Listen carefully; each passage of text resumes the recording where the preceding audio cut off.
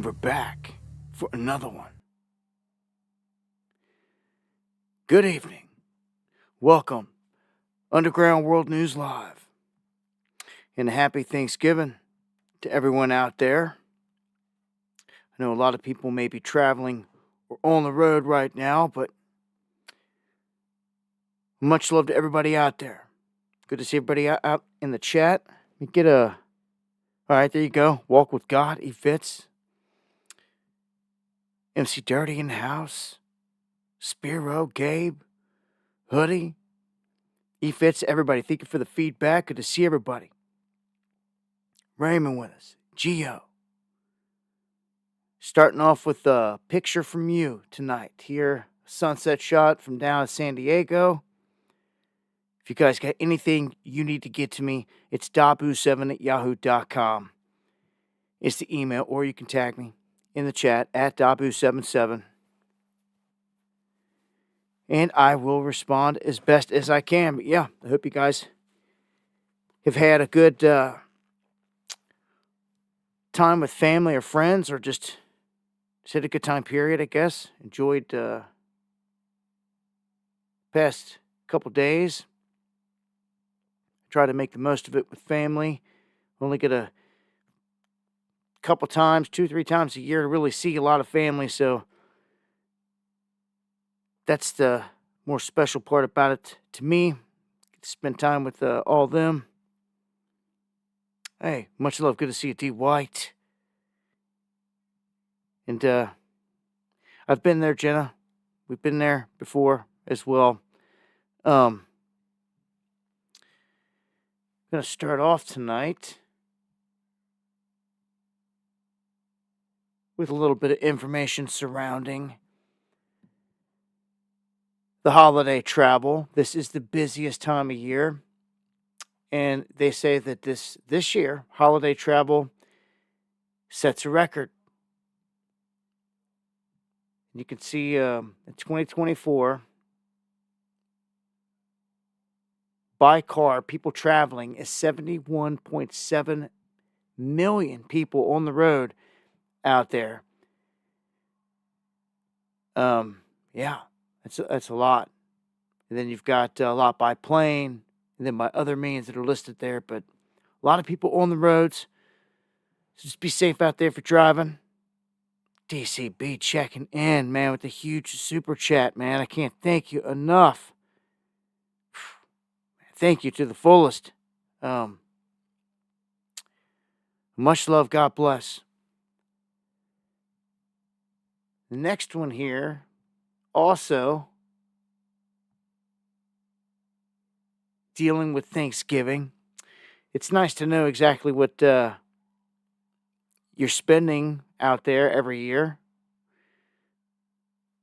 And some people don't want to know. They want to just stay in the dark on some of the stuff, but I can't. I got to know what's going on. If you stay in the dark, you're going to end up in the checkout line trying to buy stuff, and you're not going to have enough money because you stayed in the dark on what was going on here.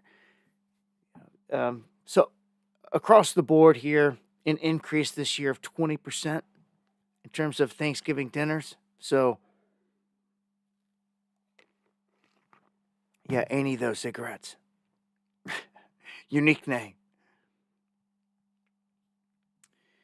And in terms of the holiday seasons, how important is it to retailers? Well, it's pretty big. Americans spending between 979 and 989 billion during November and December this year. That's what's expected. That comes out to about $900 per consumer, with the biggest chunk going to hobby, toy, and game stores, followed by department stores, then clothing stores, electronic stores, then discount stores. And then online orders comes in behind that. It's been taken up a whole lot throughout the years, from 5, 10 to 15, now it's at 20%. I expect to see the online stuff continue as more people can order offline, just get it shipped to the door, making it easier for them, and they ain't got to get caught up in the madness. out there. And I don't know about you guys, but it seems like around here, a lot of these places changed up their tactic. Instead of the Black Friday thing, they've got they've switched it up. We don't see the people waiting in lines like they were and all the chaos like it was before. But Pixie and House, much love. I guess no surprise. It's the holiday season. People spending money and traveling. And I don't know about you all, but sometimes the phone can ring off the hook with telemarketers or spam. In these days, I guess they've switched everything up to where it actually saying on your phone if it's telemarketer or whatever when it's ringing. Well, it's not always the case. You still get scam calls that come in looking very real. And right now, the FBI and U.S. Marshals putting out a warning about these nationwide phone scams. They're trying to defraud people here, and they're demanding payments to avoid arrest. Yeah, and seeing more and more of this. Now, these can range from them calling saying you owe taxes and trying to get you to give them a payment to keep you out of trouble, or they could just say that they've got something that you owe, and to resolve it, you can make a quick, smaller payment, just get it done out of the way. And they're all scams. Again, they often sound convincing. They'll give you badge numbers. They'll use the names of real law enforcement officials. Have, really official-looking sites to link back to. But with a lot of these numbers, you can actually look them up, do a quick search, and it'll tell you if they're connected or related to any scams. So that's what I've learned to do, and they'll call you with all types of stuff these days. But around the holiday season, it's worse than any other time that I've ever experienced, and I just want people to know, watch out divulging any financial information to any unknown callers. Anyone wanting credit or debit card numbers, wire transfers, bank routing numbers, Bitcoin deposits for any purpose. That's been a big one now, especially with Bitcoin about to crack 100,000. So these people, sometimes it's not even people. Sometimes it's AI. That's just how weak they are. And you can tell, you can ask it basic questions and you don't get a human response. You can tell it's all glitchy. But you do have the humans that are calling. I've experienced it myself. And I've heard from all kinds of people out there saying that people are calling, saying this and that, and it ends up being lies every single time. Yeah, I'm sure some of you owe money out there for this and that, but if you're making payments and you got something set up to those people, I wouldn't be stressing these things. Man, that's where they get people. They get people worried and stressing, thinking, oh, I missed this, or I owed this or that, and they think it has to do with that. Something that from the past coming back to get them. Guilty conscience type of deal or something, and these people benefit from that. You think you're paying off something that's getting out of the way and dodging court, but that's not the case. Again, they're saying if you experience this, to contact your authorities and just beware. There's an uptick of it. And we got a first in this country, and it's kind of crazy. I figured we'd see something like this a long time ago. But I guess you got to have it out on lakes and kind of flat water for it to work better. But these are the flying electric ferries. And they use this technology where they coast through the water very fast. This one is the Candela P12 ferry. It's going to make trips across the lake up here in 30 minutes. Alp, sure, much love, brother. Thank you for the coffee and supporting the channel. Much love. God bless. They say that millions make a drive around Lake Tahoe every year, but now they can cut down all that travel time, cut it down to just 30 minutes. That's saving passengers that drive around the lake. It usually takes them 3 hours. That's one thing to want to drive around the lake, maybe scenic drive, but it's another if you got to get somewhere and you got to go or get through the area. You can get through there now in 30 minutes. Now, I look at the Great Lakes, places like that, or any other big lake. This could come in handy. People that want to go from,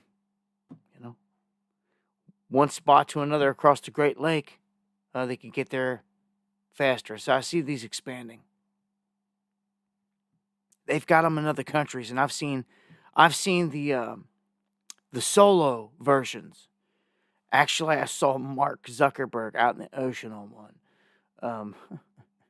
I got some stories on him here in a minute as well, but that's the warning there from the FBI and all that. Just a heads up, man. Getting any strange calls, beware.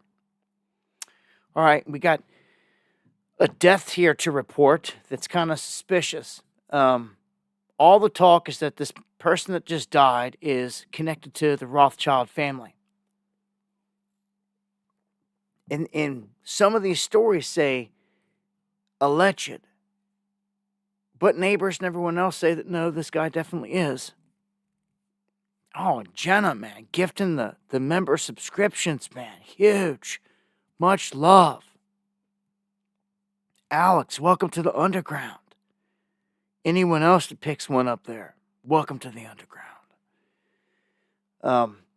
But this guy here, they say, a man reportedly identified as a member of the world-famous Rothschild banking dynasty has tragically died in a house fire in the elite Hollywood Hills neighborhood. Now, the fire broke out Wednesday afternoon at this 2-story luxury home in the 8500 block of Lookout Mountain Avenue. The LA Fire Department dispatched 45 firefighters to the scene, who managed to extinguish the inferno in just over half an hour. Tragically, they discovered a dead man inside the residence. While authorities have not yet released his name, neighbors have identified the victim as Will Rothschild, reportedly a heir to the powerful global banking dynasty. Not no more. Highly suspicious. I told you, these people will take out their own kind to consolidate power, especially if one's, off in his own world, straying over here and not going along with maybe the family plans or something. Like this dude. He's like a loner from the family.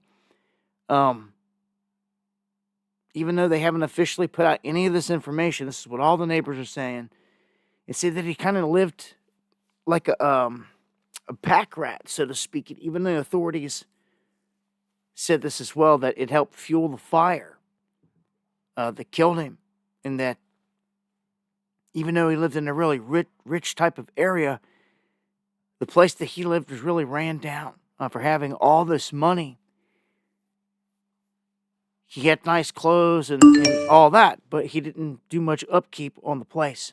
And all that, I guess, helped fuel the fire. And D. Thomas, thank you for the coffee. Much love. God bless. Right back at you. So yeah, Rothschild said to be connected to the famous family deceased in this fire. And investigators are awaiting the coroner's report to determine whether he died before the fire or perished in the fire. So that'd be interesting. I guess not too shocking if they say he died in the fire, but if he died before, boy, oh boy, you definitely got something going on there. Again, I'll update with those details as we get them. For those that like to go to the UK, got a heads up for you here. A shout out to my brothers and sisters all across the globe and across the pond in the UK. Lord McCormick, Daz, Crown Jewels, all you guys, man. Unfortunately, all of our governments are tyrannical. And if you try to go to see Big Ben or get some pints at an Irish pub or anything having to do with the United Kingdom, which comprises of England, Wales, Scotland, and Northern Ireland, they now have an electronic travel authorization system, or an ETA. So they will electronically monitor U.S. tourists while you're there. That's no freedom of traveling or roaming or thinking that you can just privately go visit some people and go hiking in the mountains or do what. None of it. You got a phone or anything like that, they're going to know. They're going to know your social media. They're going to know all this stuff. They're going to be tracking you and your whereabouts anywhere in the UK. It says it right here. Americans now added to this list starting January 2025. So, if you think you're free to go to some of these places and just free to roam, you better think again, man. I don't know how many of you have been to other countries or outside of the country or other places, but I'm telling you, other countries just are different ways. Some you may like, others I guarantee you will not like. And that just depends on who you are. You can simply just go to one of these countries that if you're a woman, that make you do all these things. Cover your face in public and all this other stuff, and you don't want to do it. You see, you're not free to do as you want. Again, you better think about where you're going around the world here. A lot of places are war torn, like hell on earth, all over the place. I like ancient stuff, and any place that's worth trying to go and check out, there's war around. I mean, we were just talking about Israel bombing Baalbek.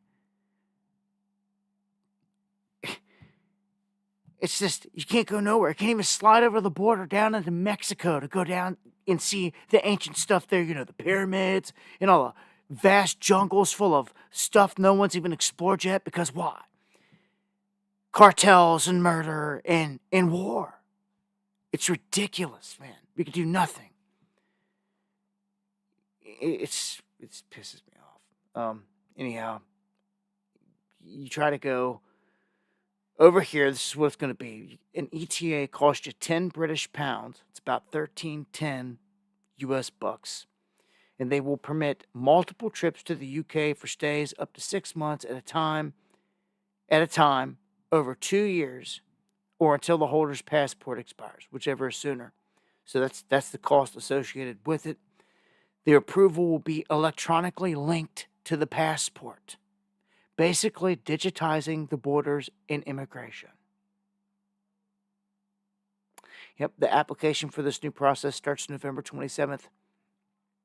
There's also a huge, massive database they're all using, where they're putting in the biometrics of all these illegals.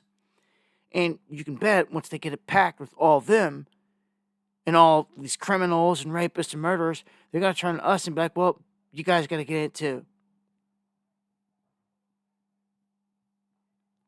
Anyhow, that's what's going on there. And I got an update to this mysterious story that goes back to before I was even born. This is D.B. Cooper. I've talked about this many times. We've got an update. This thing might finally be solved. Because the parachute that was used by D.B. Cooper when he jumped out of a plane with $200,000 in cash is set to be, in the possession of the feds now. After more than 50 years. Sunday had marked the 53rd anniversary of the only unsolved hijacking in U.S. aviation history. Now, the FBI declares the case inactive, but they may have another look at it now in the evidence that's come forth, because this parachute was found in an outbuilding on the family property of Richard McCoy II. The real McCoy. whose children have long suspected that their father was D.B. Cooper. And of course, they didn't say nothing the whole time he was alive, but you got to see how this whole thing plays out. They say the unassuming looking man who would come to be known as D.B. Cooper bought a one-way ticket on Northwest Orient Airlines from Portland to Seattle under the name of Dan Cooper, November 24th, 1971. After the craft became airborne, Cooper handed a flight attendant a note saying that he had a bomb, and then he flashed a briefcase full of crisscrossed wires and other items. He demanded 4 parachutes and $200,000 in $20 bills, which were given to him upon landing in Seattle. 36 passengers were released in exchange for that, and Cooper demanded the plane take off again. So he took off with several crew members. They took off with the destination of Mexico City, taking him over a certain area. And it's just after 8 p.m., Cooper leaped out of the back of the plane with the parachute and the money and disappeared into the night sky, somewhere between Seattle and Reno, Nevada. Some years later, 3 bundles of money from the heist actually washed up on the shores of the Columbia River. And that led to speculation like, look, did the dude die? Is he dead? But then time and time passed, and they were like, well, we're not sure. So they say that this McCoy, who is known to have pulled off an almost identical heist 5 months later over Utah, has long been on the FBI shortlist. He was arrested for that. He broke out of jail and was eventually killed in a police shootout. So the family members thought that their mom might have been complicit in it. Okay? His children, Shantae and Richard McCoy III, they reached out after the death of their mother, Karen, in 2020. They held back because they thought that they suspected she was complicit somehow. She knew, and they didn't want her to get in trouble. So they let her live her life out. As soon as she died, they opened their mouth, and that's crazy. It's FBI has not said anything in response. They normally don't. They're not like other law enforcement giving updates all the time. But kids are like, yeah, it was Dad. And coughed up the parachute to prove it. And he was even arrested for an identical thing over Utah. And then died in the shootout and everything associated to it. So, wild story that may be the closing one on it. May bring it to a close. I mean, it kind of seems like it to me on this one. So, gavel coming down on what this one is and was, and it's off to the history books. Now, we've got a huge move being made by a Florida Republican lawmaker who has introduced legislation to ban weather modification in engineering in Florida. This is huge because no one else has done it like this at this point. There's been a wave of stuff changing, and obviously with Trump, winning the election and all that, things are shifting, and we're seeing that already. Of course, I keep saying he has to get in there first. You've got 2 months we got to get through before that happens, but this is one of those things that's shifting with the tide. They have introduced SB 56. This is a bill that aims to prohibit weather modification activities within the state. So it won't be across the U.S., it'll just be in Florida. This legislation targets chemical and technological methods used to manipulate weather patterns, to also manipulate the temperature or sunlight intensity, anything that effectively is changing the atmosphere, the geoengineering, as it is said. And it repeals existing provisions in Florida statutes related to weather modification. So it peels some back. This specifically prohibits the injection, the release, and dispersal of any means of 36A chemical. This is a chemical compound, a substance, or an apparatus 37 into the atmosphere. This is where they're using coal ash. That's what most of the cloud that you see is. Okay? It's coal ash. It's simply ash from coal that was burnt in mass amount, and it's repurposed to help distribute these metals in the atmosphere. It thins out, you see? So it's an easy concoction for them to make. They can add their bariums and their whatever. There's so many different metals. Whatever little concoction they got, they just mix it in with this ash, and they load it up into the planes that go out and flip the switch, and it just sprays it, just disperses it into the sky like you see, and the wind carries it, and just like this image here, it starts to flatten it out, and you get these chem skies, chem clouds as we call them. It could have been a perfectly beautiful day, and they start this crap, and you know it. They destroy the sky, and 9 times out of 10, within a day or so, you're going to get rain or some kind of storm system associated behind this.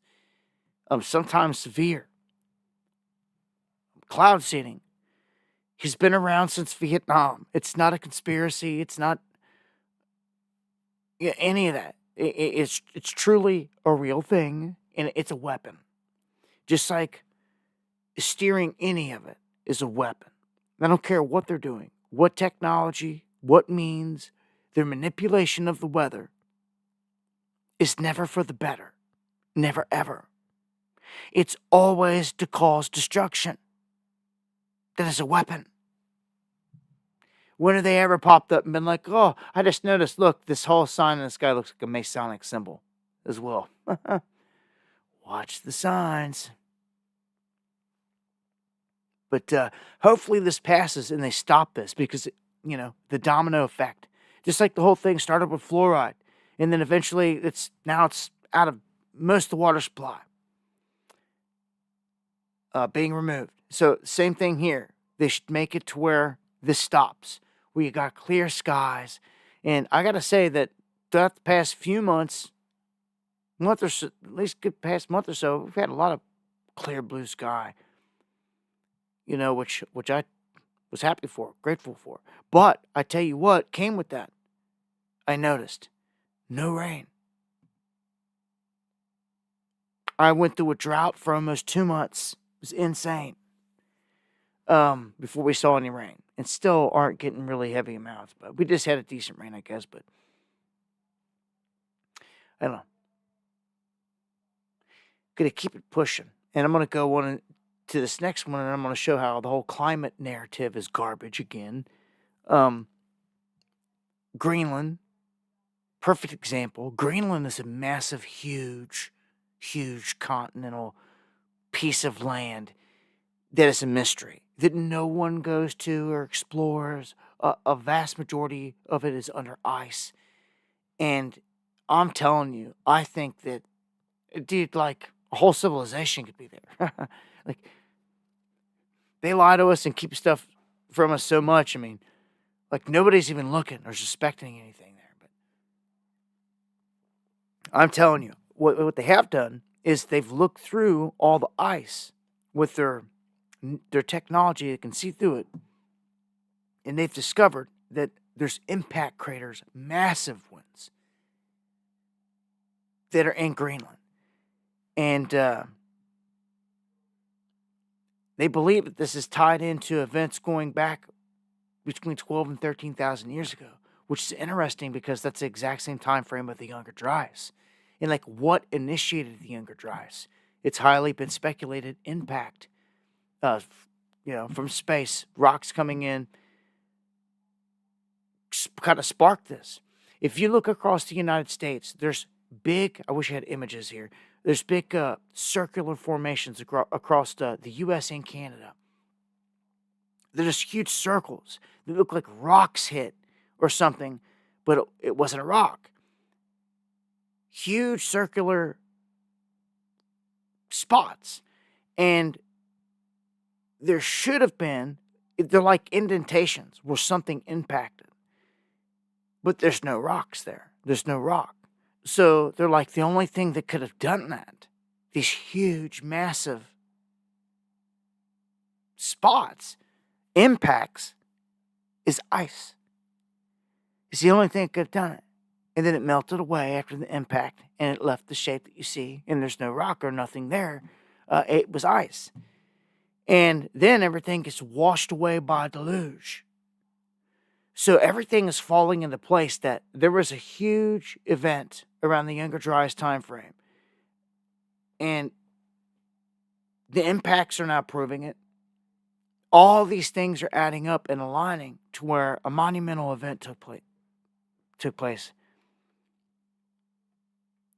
Hey man, thank you for gifting the membership and welcome to the underground.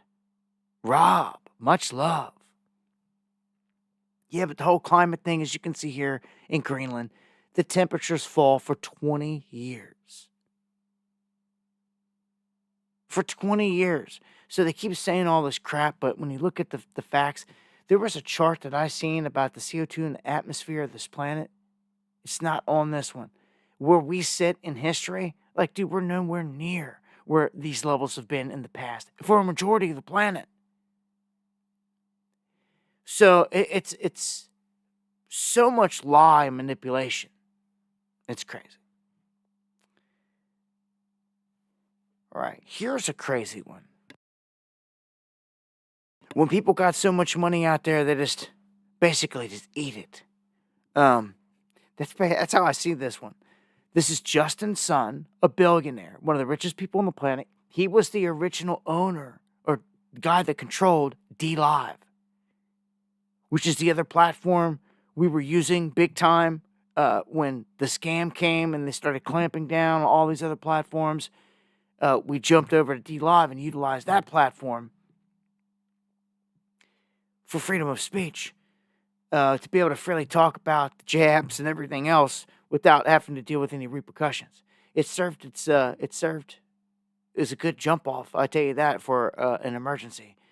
It did do that. But in the end, we felt that Justin's son was shady, and he is. He's very shady. And he was wanted for a minute there by the U.S. government for Binance, for all of his connections there. Tron, he runs the token Tron, all these things. And he may even still be. All the connections that he was doing with all those guys. Like I said, the Binance founder that got prison sentenced, connected with him, and all this stuff. So they created a coin and they pushed it on DLive, and a lot of shady stuff happened where they didn't want to pay out none of their creditors for months, and we had to raise all hell for a long time. It was crazy, like held hostage. It was all because of him. It's all because of him, this dude. Anyhow, he's not a good dude. I got to give you the backdrop if you've never heard of him. So this spoiled brat, as I see it here, just paid $6.2 million for a banana that was duct taped to a wall. He paid $6.2 million for a banana duct taped to a wall and then ate it just to get the headline. This is what billionaires are doing out here as people starve. As people are homeless and have no respect for people to flaunt this kind of behavior. It's disrespectful to everyone out there. It's arrogant. It's all the above, and it pisses me off. I just can't stand the guy, and he does this like demon, rubbing it in all those people's faces. Like, can you believe that? Everyone, it's like what we could have done, what we could achieve with just a fraction of that money. You know,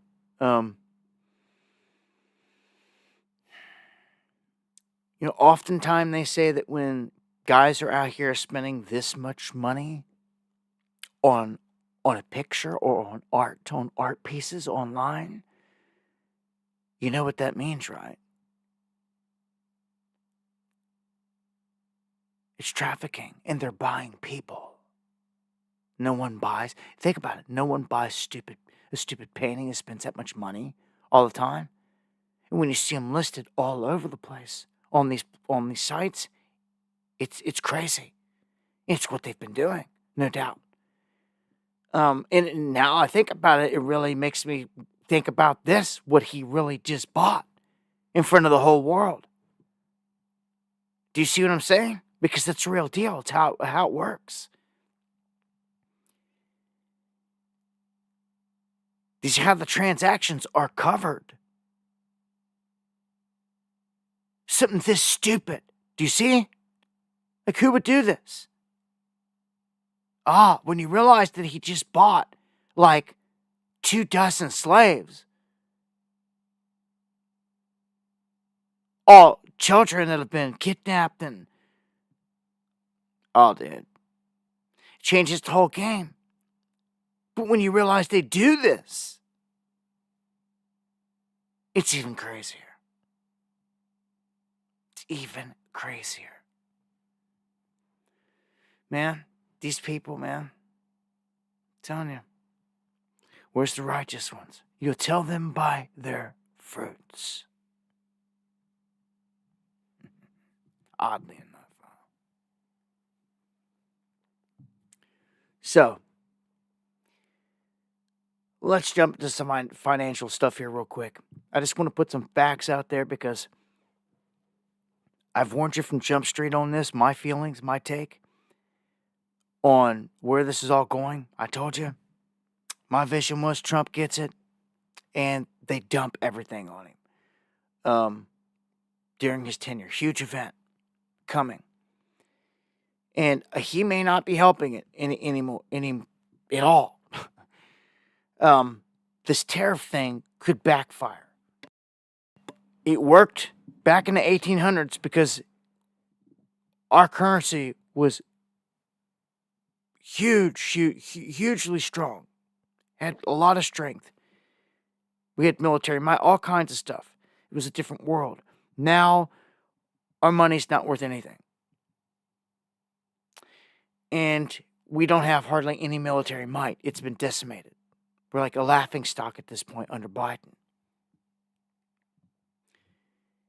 Some are saying that with Trump pushing these tariffs that we're about to pay, there's many economists right now that are saying that when he does this, when he puts tariffs on the border, okay, a 25% tariff on all imports from both borders, Mexico and Canada, then tax an additional tariff on top of what he was already tariffing China, an extra 10%.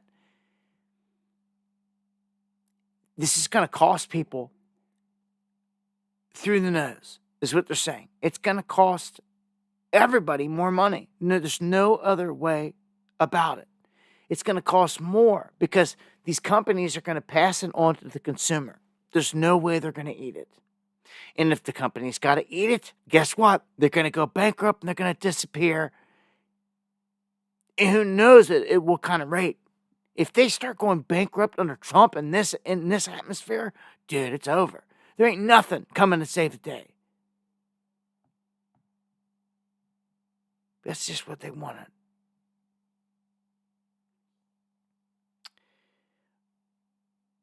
The warnings are out there all over the place. That if you wanna get something right now from out of the country, that you better do it right now. They cite that when Trump got in last time, he did tariffs, and that if you wanted to get like a $600 dryer appliance, that with the tariff stuff, it was like almost $750. In the end, like an extra $150. Like everything gets hiked up. And that's what he did last time when he threw tariffs just on those things. Okay? It cost us more money. You want to talk about facts? You want to talk about what really has happened? These are facts, Jack. Okay? So you can say woo, all this stuff about what Trump can do here and there and all this other crap. But when it comes to this is real deal stuff. And I've been warning you the entire time.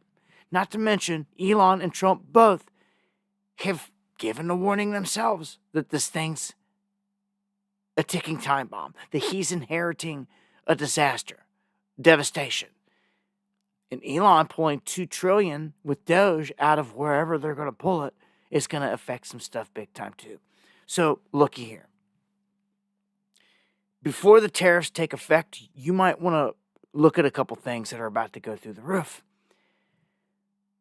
Just want to point out a couple here. Look at this.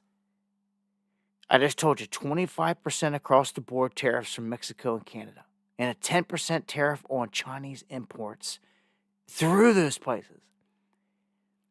Check this out. China's the enemy here, big time.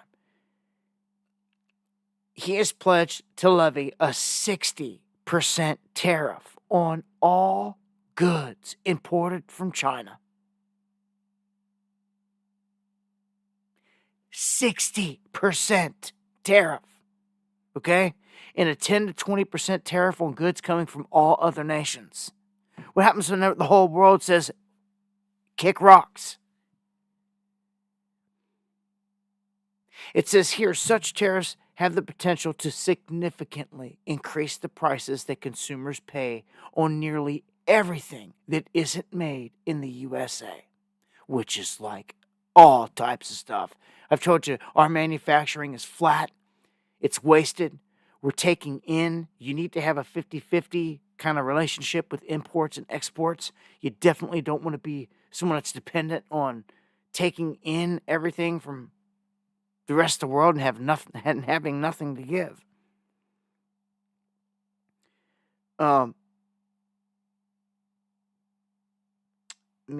Let's show here exactly what they're talking about.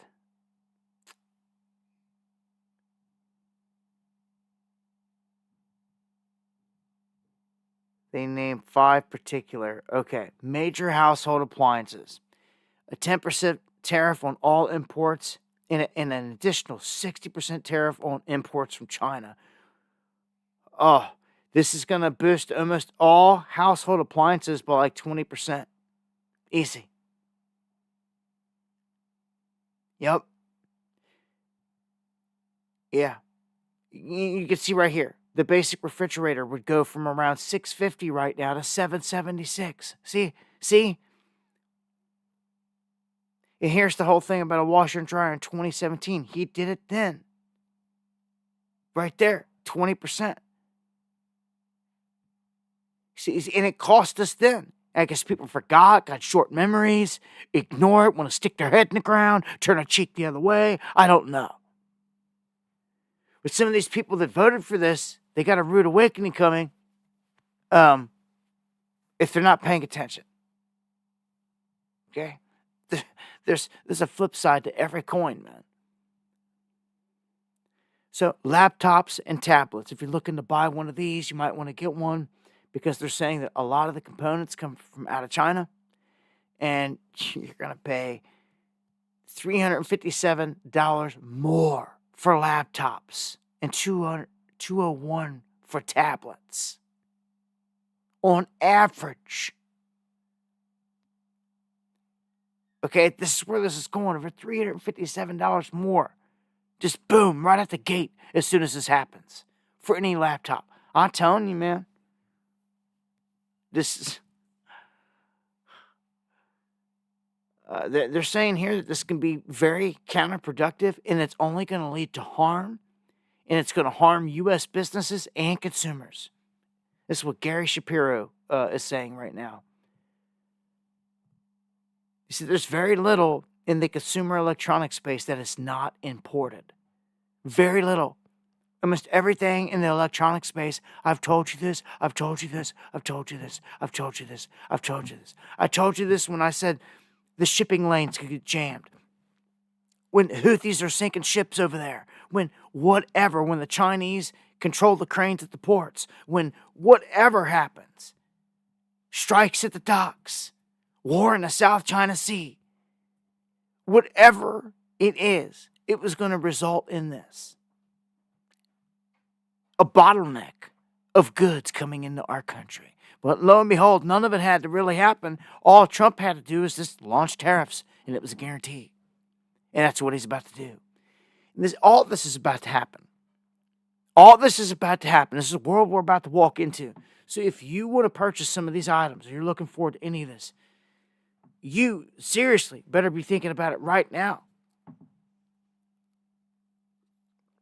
Or not, and just pay more. Smartphones, another thing. The price of a new smartphone would rise 26%, around $213. It could go even higher if there's a blanket tariff. It all depends on what he's going to do here. They say things like e-bikes, batteries for it, things like that.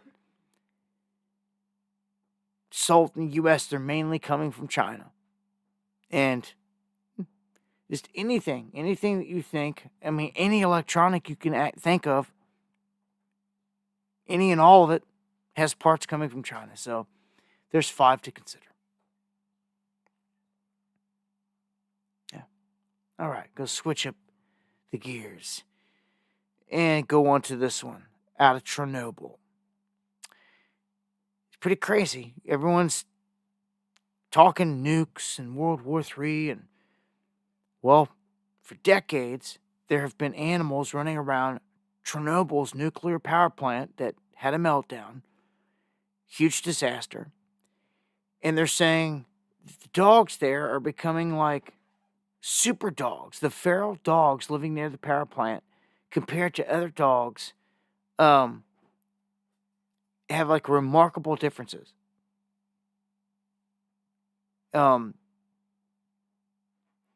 It's wild because with all the fear and the talk that you get of what comes with the nuclear stuff, they're saying that these animals thrive there and have actually like become super animals. Bigger, faster, stronger. It's like, what? Like, you know. It's crazy when you think about it. An irradiated spider bites someone, Spider-Man, radiation, and all the stuff, Teenage Mutant Ninja Turtles, all the stuff that they sit there and they become superheroes. All of them. It's crazy. They become they have like these superpowers. So, I don't know. That's just crazy. I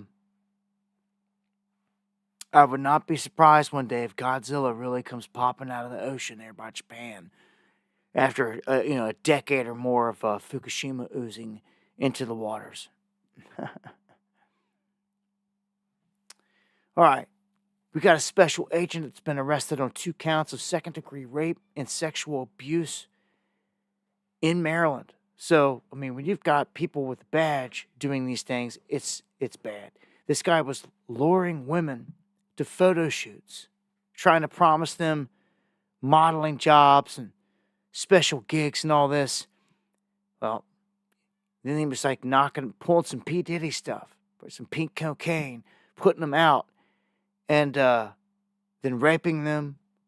He's getting hit with 2 counts of second-degree rape, 4 counts of 4th-degree sexual contact, and 4 counts of second-degree assault.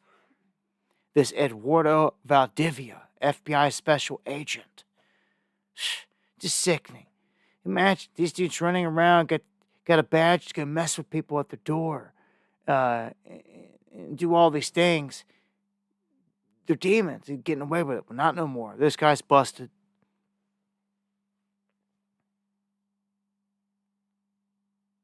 Yeah, and just wanted to put his face on blast.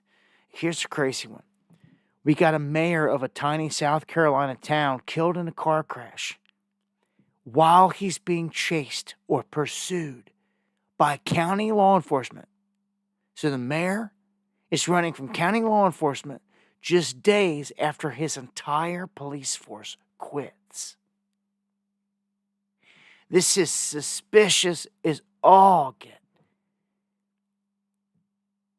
Much love, Outage. Yeah. So this man, who just earlier in the week had his entire police force quit, takes off And this is based in Columbia, in South Carolina. This 49-year-old McCall Mayor George Garner II died after he crashed into an 18-wheeler. He was driving west in a 2007 Chevy Tahoe when he moved into the eastbound lane and collided head-on with the vehicle. They say earlier this month he won a re-election in his town of roughly 2,000 residents. He claimed, it says Darlington County Coroner Todd Hardy revealed that the accident occurred on SC-34 in Mechanicsville at about 2:40 p.m. and stated that Marlborough County deputies were pursuing Garner before the crash occurred. He claimed the pursuit was to protect Garner's well-being.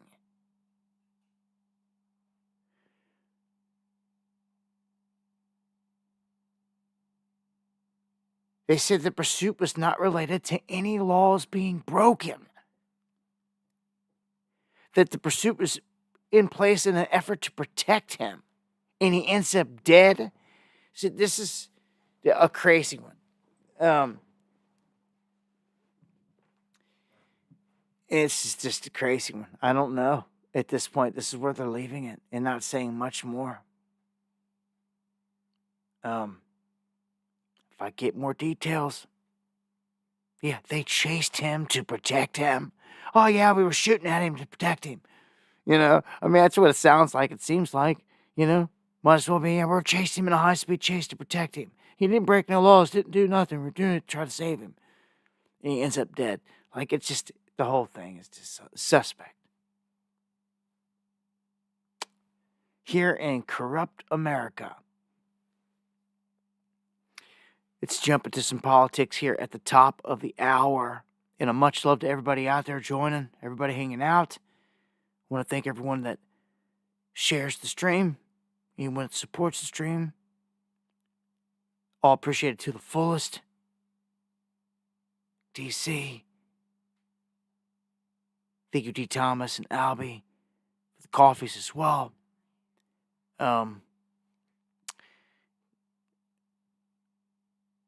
share some footage. Well, we'll jump into that here in a minute. Then, I got a lot on this UFO, UAP, orbs stuff, bunch of different stuff. We can dive into here as well. Bunch of different stuff.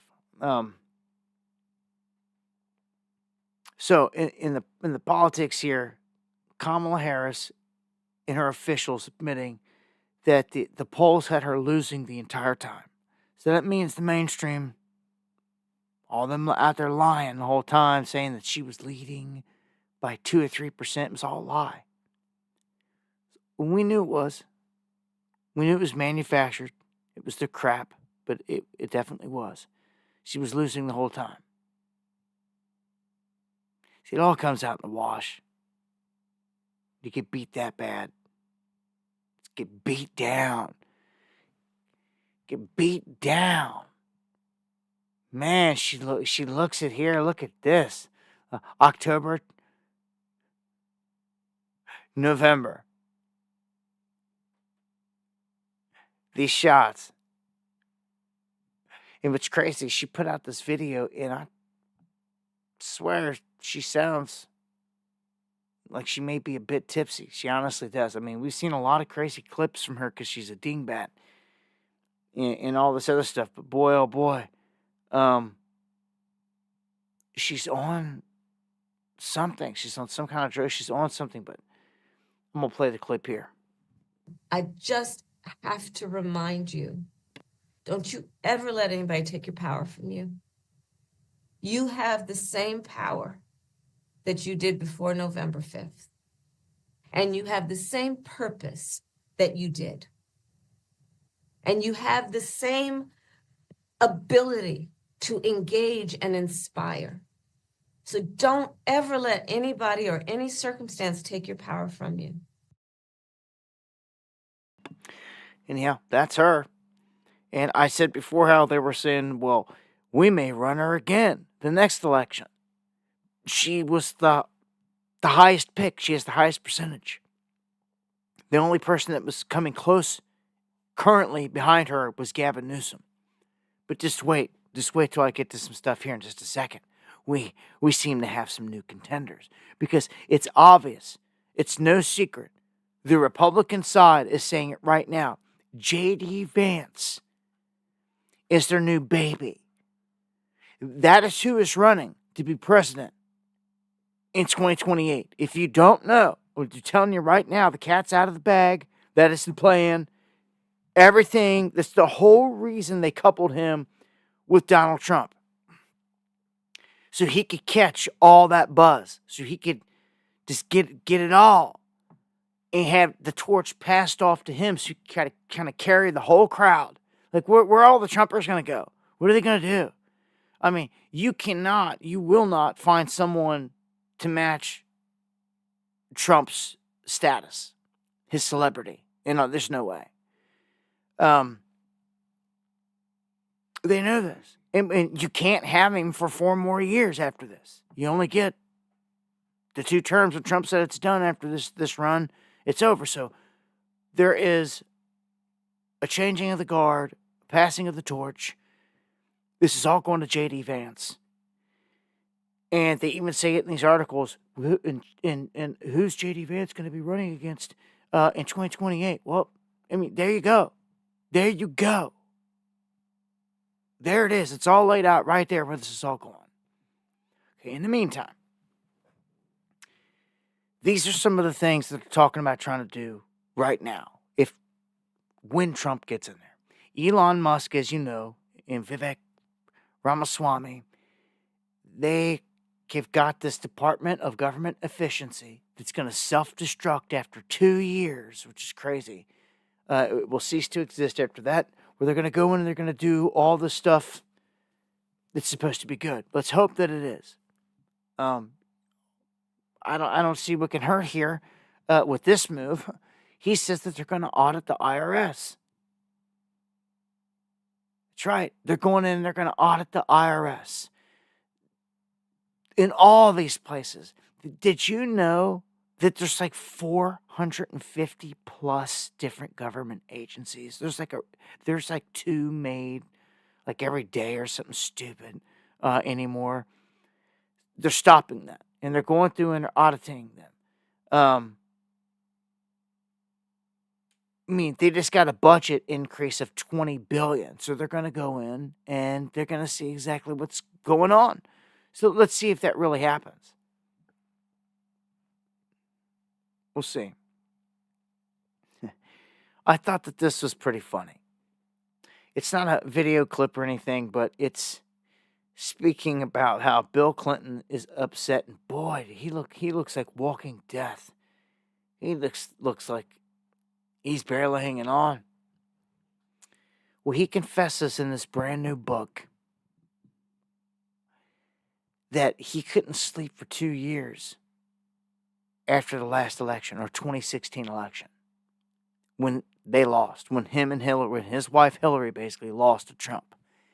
That he would have outbursts of rage and all this other stuff. He couldn't sleep for 2 years.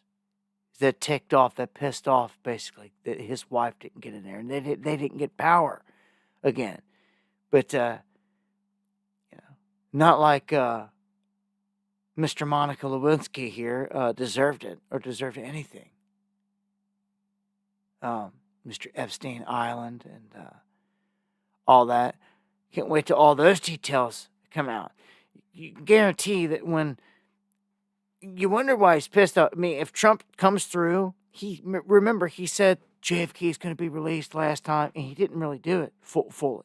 It's like a partial. Now he's saying 9/11 files will be released. Like, bring it. Let's see it. Let's see if you're going to say that your Israel and Mossad had anything to do with anything. Like, I highly doubt it. Remember, this is a man that ran Trump. He ran his whole last thing on Hillary for prison and did not put her there. Didn't even attempt to. Didn't even nothing. It was just all fraud. He didn't even try to. Didn't even go after it. There's like a fine, thin line when you get up to the establishment echelon, where like all these other people get sold out and thrown under the bus. But once you're above it, you're up there with the president sit and all that. Like, they're virtually untouchables at this point. He could sit there and he ran his mouth about the whole thing. If you can say that, then I don't believe you're going after anyone. You may change things economically. You may build a wall and do this and that. As far as going after people, like high criminals, it's not happening.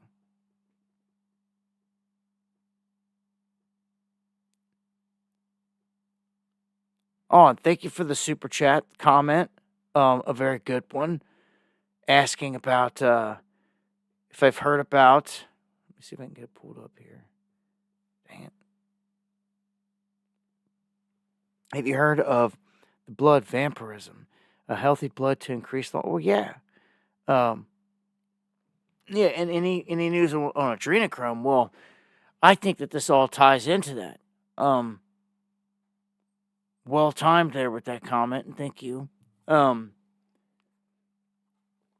are they doing at Epstein Island? What are they doing at all these places? It's ritual sacrifice.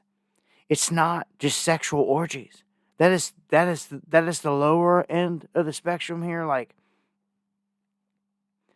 that's just what they're. It's a big deal. All that is, but it's almost petty compared to what is really going on. When you're talking about sacrifice and you're talking about sick details of murder, of kidnapped and young individuals, done in front of everybody at places like Epstein Island, that is the big news. But that is never spoken about. Ever. Ever. And it happens, and we know it happens.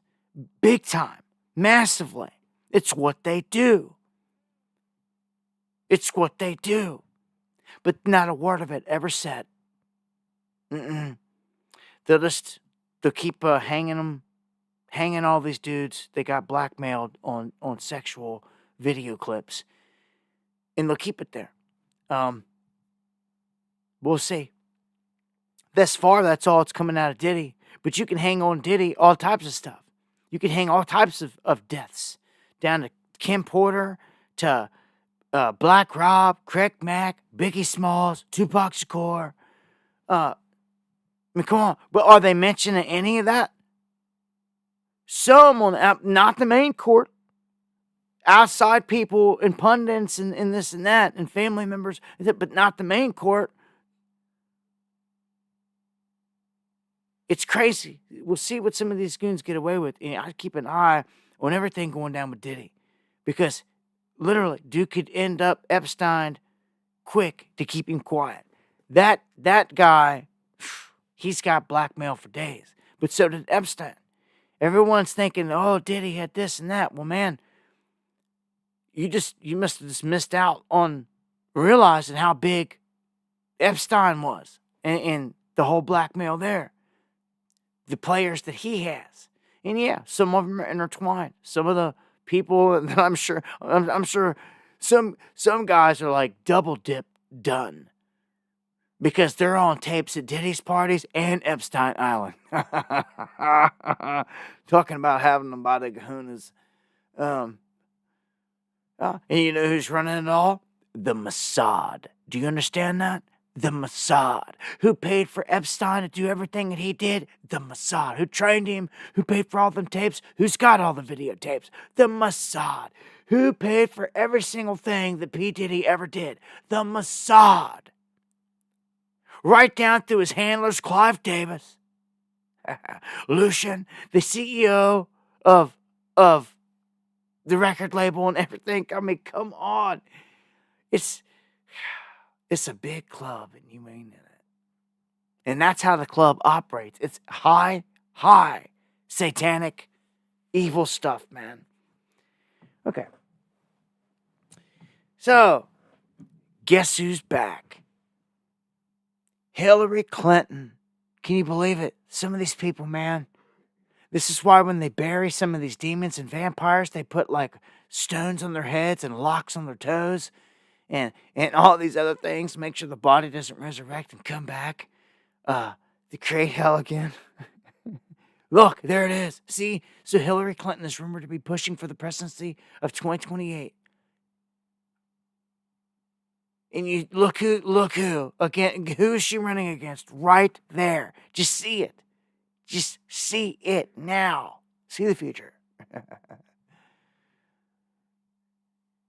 Look. Yep. The Lubavitch backed J.D. Vance. Yep. And Hillary Clinton on the other side, she's like pushing 81 or something. Like, she's up there too. All these goons, they can't continue this forever. I mean, that's why JD is fresh blood. He's younger. Fresh blood. He's not, nothing like where these guys are. Trump, Biden, both the Clintons, they're all in my 80s, man.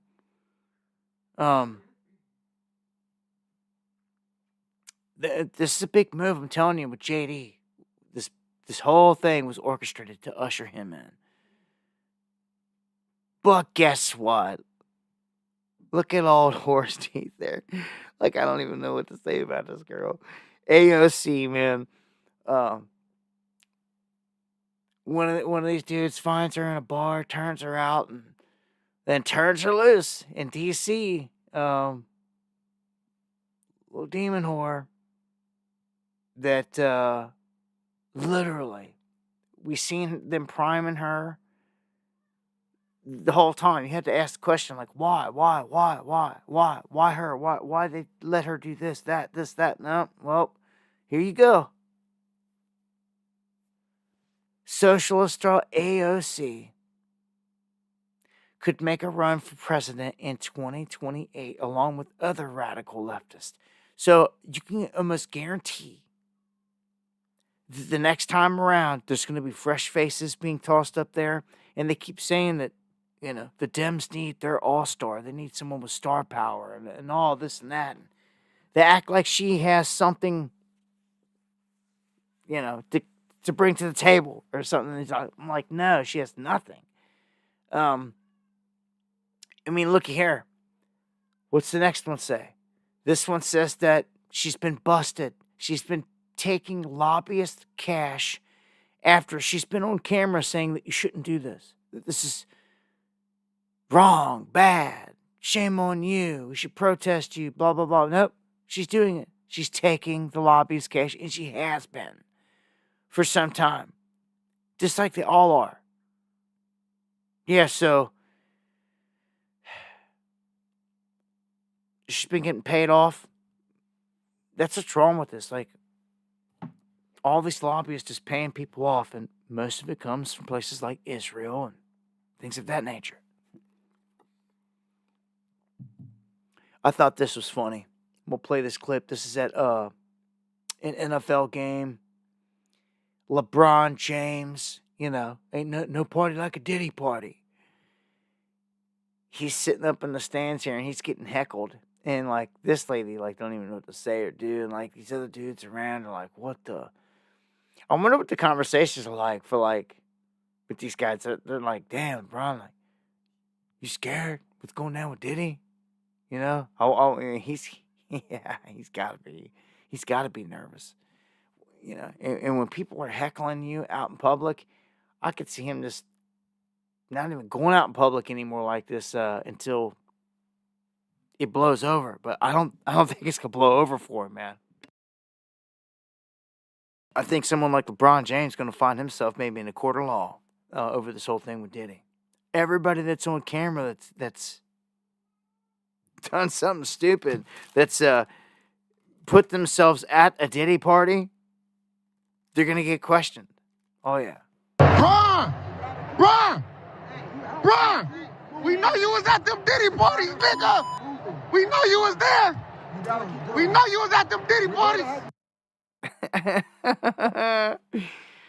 I love it. I love stuff like that. I just love it. Hey, everybody know ain't no party like a Diddy party, so. Yeah, that's what's up. Yeah. Man, looking like a Lubavitcher right there, ain't you, LeBron? Yeah, that's what's up, Diddy said. Yeah, they knew what was up. Remember, a couple streams ago, we had the audio of Diddy talking to his son from jail, and he was telling him things like take out all the pizza boxes, and he was speaking in code. Obviously, a lot of people figured that much out, but what they didn't connect was what he was saying. And if you know the lingo of the game, I think he was rather telling. The hot dogs stand for boys, the pizza stands for girls. Okay, and he was telling his son to make sure to get rid of the pizza boxes and some other items, and he kept repeatedly telling him that. Well, dude, get rid of the girls? Where they at? Where were they at? Where were they holding them at?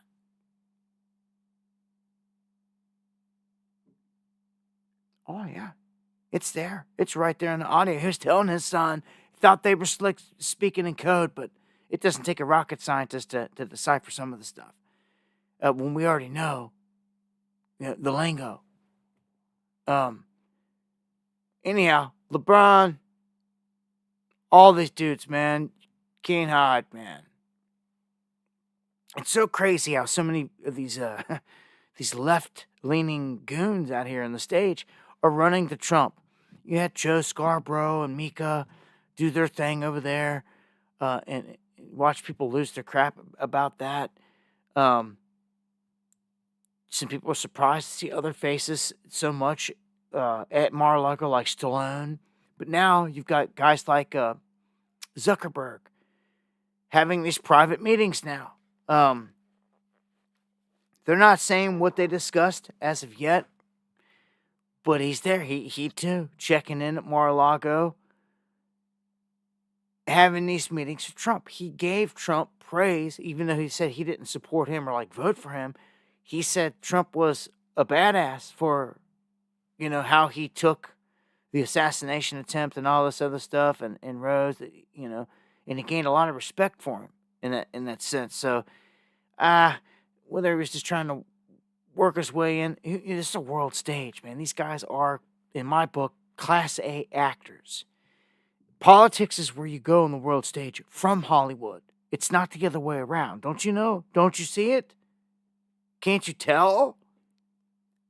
You go from the acting, Hollywood, and all that other stuff into the politics. Which is exactly what Trump did. Exactly what Schwarzenegger did. And many others. Even Reagan was a freaking actor going into politics because it is the high level of acting. It truly is. It truly is. When you can understand that, then you understand that this whole world's a stage and you're getting played. At least you have that knowledge. You're not necessarily going to change, unless you want to, change the script and the way that everything's going here. You want to jump out and do something bold, it's on you. But, everyone's free to do whatever they want here at this point. And Zuck is bowing down. He's bending a knee to Trump. King Trump, if you will, is how it seems. But while he's doing this, while he's over here and got the Trumpers like, oh, maybe Zuck, because that's all it takes for the Trumper. Well, I'm not going to say all Trumpers, but there's some of them out here. Just short-sighted on this. They'll say, hey, he's there. He may be a good guy. Not as bad as we thought. Well, not so fast. He's over here deplatforming some of our biggest gun places off of Facebook. So Musk is welcoming Smith & Wesson onto X because they get ran off of Facebook, along with so many other places, man. Censorship I could go on and on about, but I'm going to keep pushing here. Look at this one. This is very interesting. Meta, or Facebook's owners, they're planning a $10 billion undersea global fiber network in the form of a W. And are doing it to avoid sabotage. They're not wanting to go through the Straits of Gibraltar, into the Mediterranean, or anything that way, because they feel anything through there can get attacked. If they go all the way down around Africa, all the way back up here toward Mumbai, and then back down and around the South China Sea, all the way out, and notice what they're doing. They're steering clear all the way. They come down to Australia, but dip under the Philippines and all this before they head back up toward the coastline here of California. They go as far out and wide away from where China or anyone can get to this line. Of course, they can go out anywhere they want and sever it, but they're staying out of those hostile territories. To do this tells me something huge is going to happen in Europe. Dude, just the whole freaking company made it just said, like, we're skipping the whole damn continent. Like, we're going down and around. Like, what? What?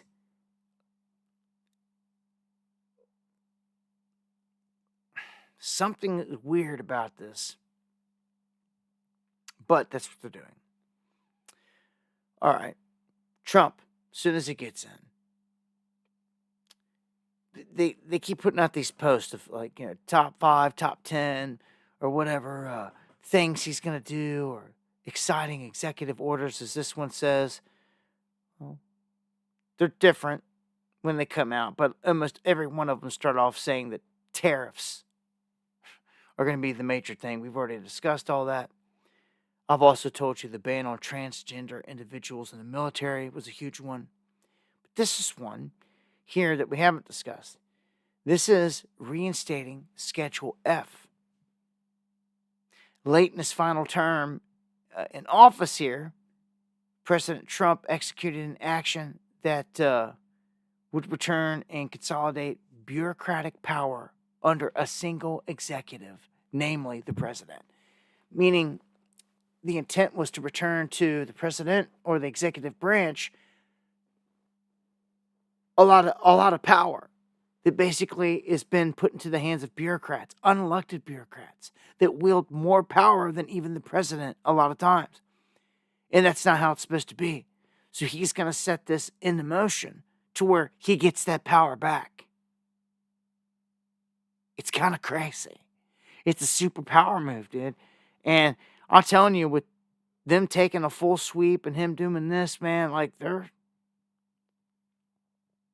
doing some things.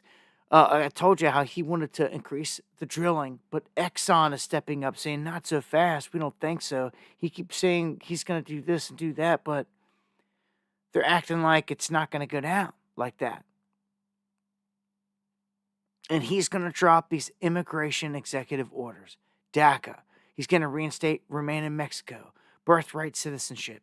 And he's going to announce a national emergency on day one, which again, I keep saying this, but like people are overlooking it or just like, I don't know, they'll forget about it by the next day. I don't know. But as we get closer, maybe when the day comes and it hits them and we're under a national emergency and people are like, what? We'll be like, yeah, we told you about all this. I'm going to let Eric Trump, Trump's son, speak here real quick on what you should expect here with the tariffs.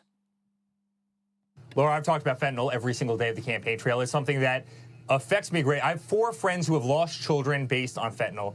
I took my son and my daughter to the football game yesterday, a Dolphins game, and they were sitting on my lap, and the guy next to me turns around, looking at my son, and said, a couple months ago, I lost my son. They killed him. They killed him with fentanyl. I lost my little boy. Cherish every single moment that you have. And he's literally looking at my son, sitting on my lap at his first NFL football game. And it broke my heart. When my father sent out that tweet, you want to allow drugs to come through our southern border? We're going to tariff you. You want to allow them to come through Canada? We're going to tariff you. China, if you're going to allow this stuff to get sold in our country, largely produced in China, we're going to add another 10% to your chair. We are going to cost your countries, your economies. We're going to cost your businesses billions, hundreds of billions of dollars. If you think you're going to poison Americans, it's not going to happen. You're not going to destroy our youth. You're not going to destroy our society. You're not going to destroy our families. You're not going to do it. It's going to cost you. I'm going to put an end to it.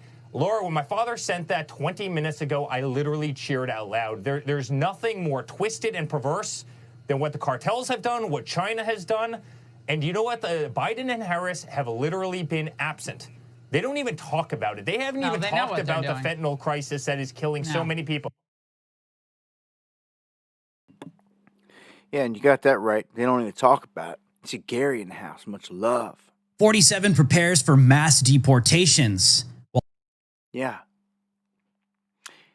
But check this one out.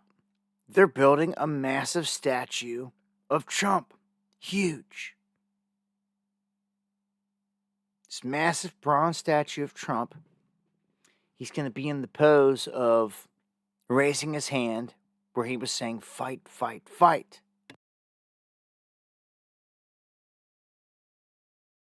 You can see in the image here, this guy standing in front of it, just how massive the whole thing is.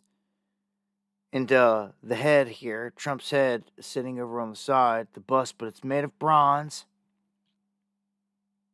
or will be made of it. And it looks like they're gonna, it's expected to be completed by Trump's inauguration in January. So, interesting. We'll see this massive bronze statue going up of Trump. And this is interesting as well. You guys know the whole woke thing came through and wrecked everything. They wiped everything out, businesses. They tried to take out brands, Aunt Jemima. The Washington Redskins, for instance. I mean, things like that. The stupidest stuff like they were going after that were staples. And a lot of times after this happened, there was a bit of a different response than what people were expecting or thinking was going to happen. Just like here, like you had Uncle Ben's, Mrs. Buttersworth, Eskimo Pot, Frito Bandito. All of them. All these places that got Land O'Lakes, the Braves, they got attacked, the Cleveland Indians. Everyone that they went at because of the name, well, like, it looks like it may change. Because, for instance, the Indian tribes are saying that no, like, that was actually, we were cool with the representation of how it was. Basically, you removing it is removing us from history. Oh, imagine that. Or whatever. I don't know. It's debatable when it gets into these areas, what you want to say, but by and large, these things have been in America for a long time by the name they had and were popular by the names that they had. And there wasn't no bitching or complaining about it along the way by hardly anyone. Until this whole woke thing come along and it started targeting things and just hitting them. Let's see what this says here. We were calling out leaders on a case of really woke gone wrong. The irony that they were canceling Native American culture as the DEI movement went way too far.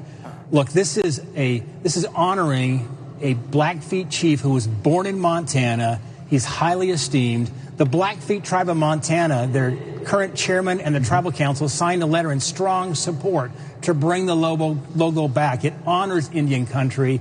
So we've had good discussions with the NFL and with the commanders. There's good faith negotiations going forward that's going to allow this logo to be used again.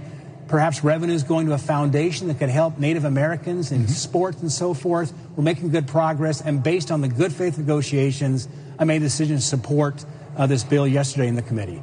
I know. You see, You see?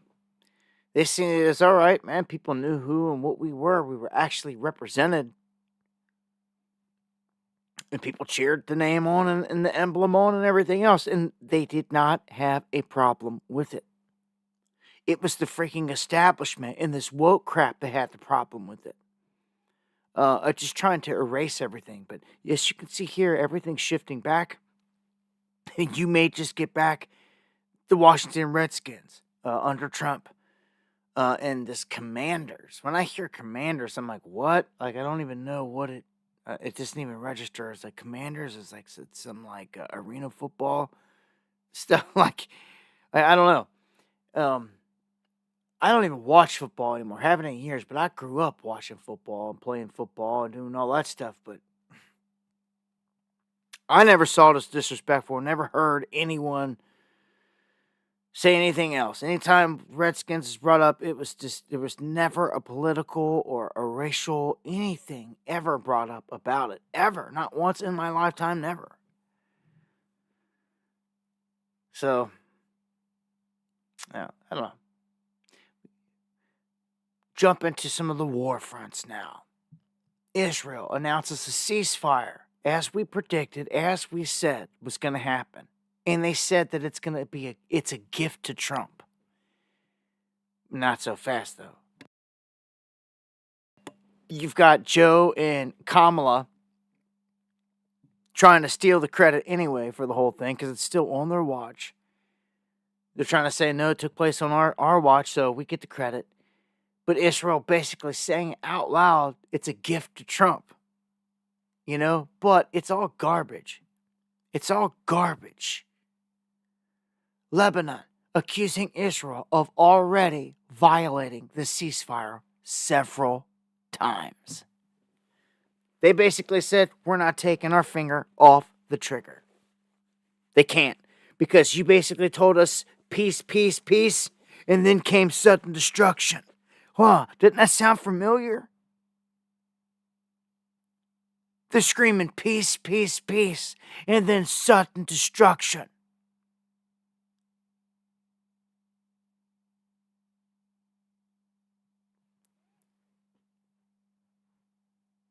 Israel just killing whoever, whenever, however. Meantime, well, Biden ain't asking to send any money there, but he's asking for $24 billion more to send to Ukraine. Can you believe this? Again, I don't see no one out there protesting it or I don't know. It's crazy how much money has been sent to this money laundering hole called Ukraine.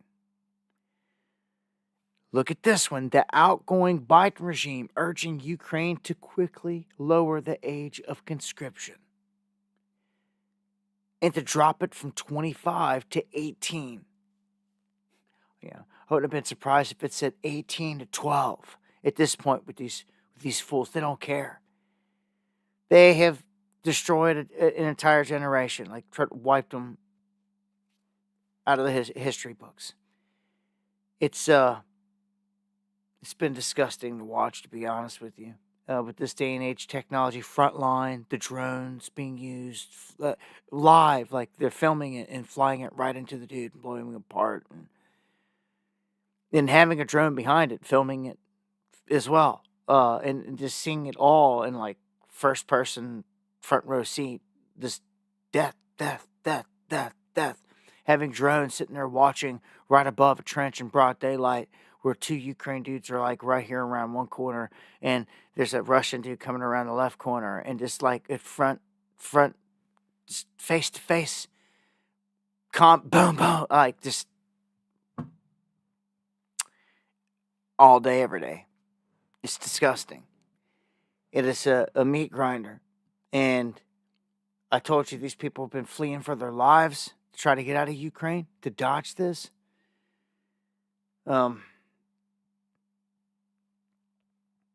that's what's going on there. So Trump, this is a pretty crazy tactic. Listen to this.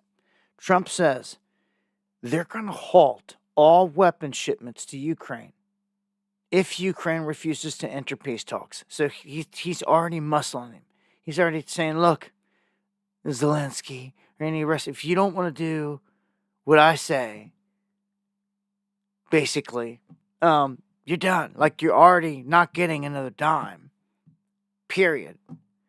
There's all the funding. So, yeah, they're done there.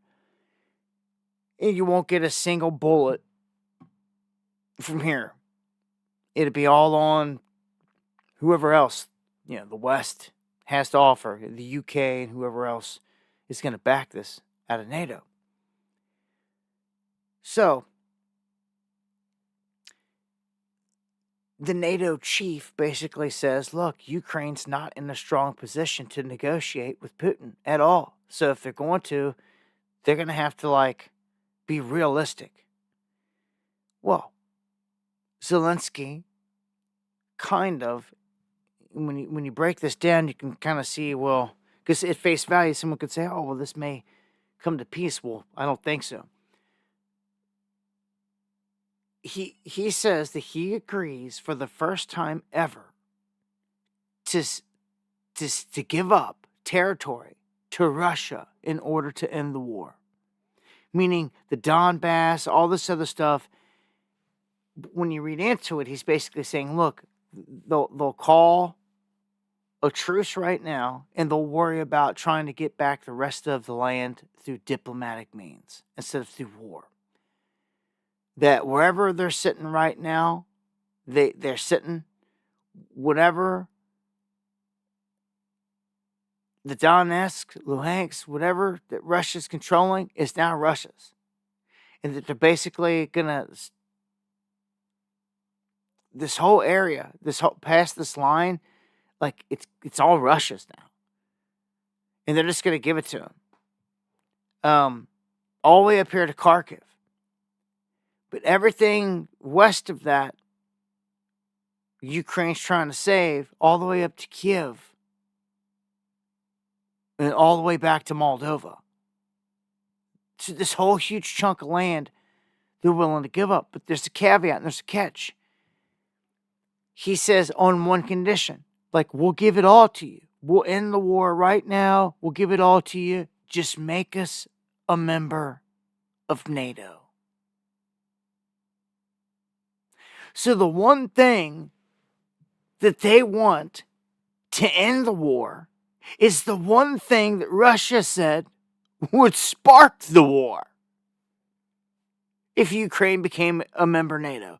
Because that would mean that they're backed by all of NATO, of every single country. So Russia would be right in saying that. They would be against them all. It would be official. Even though if you ask me, I feel World War has already begun. We're in it. It's rather obvious. When you've got other countries fighting in these war fronts all together, yeah, it's World War. We just haven't seen no nukes drop yet, but we're getting close. These hypersonics, man, they're scary stuff. And, with this on the table, you can see here Zelensky offering to end the hot phase. I'm not going to play the clip, but he basically says, we'll end the hot phase of the war if you just take us under the NATO umbrella. Which means from there, if anything ever happens from there, one move, NATO has to back them full-fledged. It's craziness. So Russia says that after the latest launch of missiles into their territory, into Russia, into the Kursk region, that it left 2 dead and it damaged a radar site. Putin is now threatening the Ukrainian capital of Kiev, however you want to say it, with the hypersonic missile. And not just any old hypersonic missile, like the ones that they've already used, but a special one called Hazel. And that they will strike decision-making centers in this. Okay? So, I mean, Russia's right there. So, yeah, Zelensky would be smart to start really talking some peace and just chalk up the losses. This could be a big shift in this. This doesn't change the rest of the world stage and like everything Israel's doing, everything around China and the South China Sea, all this stuff. Just calms it down on this front. I want to remind you, this has happened before. And this whole thing started back when Obama was in power. And it was all hell in Ukraine for that whole time. I reported on it. When Trump came in, it all went away. It disappeared. Gone. Bye-bye. Nothing. Soon as Biden and them got in there, it all came back. Now, as they're exiting, it's shifting again. So, all these theaters of war have curtain closed moments. And I'm going to show you this here too. A quick clip of basically Russia showing all their citizens, the whole world, look, we can hit you within 20 minutes. It doesn't matter where you're at, anywhere in Europe, anywhere around us, we can hit you in like 20 minutes. And you're done with this. And you can't stop it. No one can stop it. No one can stop it. It's nuts. And it's crazy to think if Israel's Iron Dome had a problem trying to shoot down regular rockets and some got through, or anyone at this rate. What are you going to do about these? Nuts. While Europe is concerned about a new threat from which it has no protection, this is the Oreshnik medium-range ballistic missile, which reaches the western capitals of NATO countries in 15 to 17 minutes. The Russian Ministry of Foreign Affairs made an important statement on November 25. If the United States continues to pursue escalation and an aggressive policy, this missile system could be deployed in the eastern part of Russia. Let's look at the capabilities of this system using the example of the Kapustin Yar testing site. We see that from Kapustin Yar, Oreshnik reaches the U.S. airbase in Kuwait, which is 2,100 kilometers away in 11 minutes. The headquarters of the 5th Fleet of the U.S. Navy in Bahrain at 2,500 kilometers takes 12 minutes. The U.S. airbase in Qatar at 2,650 kilometers is reached in 13 minutes. The U.S. airbase in Djibouti, an African country and the Pentagon's only base in Africa, at 400 kilometers is reached in 20 minutes. If we consider the Far Eastern region, for example, launches of Oreshnik from Kamchatka, we see that from Kamchatka to the U.S. airfields in Alaska, look at this, which is a distance of about 2,400 kilometers, Oreshnik will arrive in 12 minutes. U.S. Air Force and Navy bases in Guam, 4,500 kilometers, 22 minutes of flight. U.S. Air Force and Navy bases at Pearl Harbor, a well-known U.S. base in the Pacific Ocean, 5,400 kilometers. Oreshnik will reach it in 25 minutes. We will not consider such trifles as the U.S. Navy base in Japan's Yokosuka. Let's return to Chukotka. We see that from Chukotka, Oreshnik will reach the Minuteman III strategic missile silos in Montana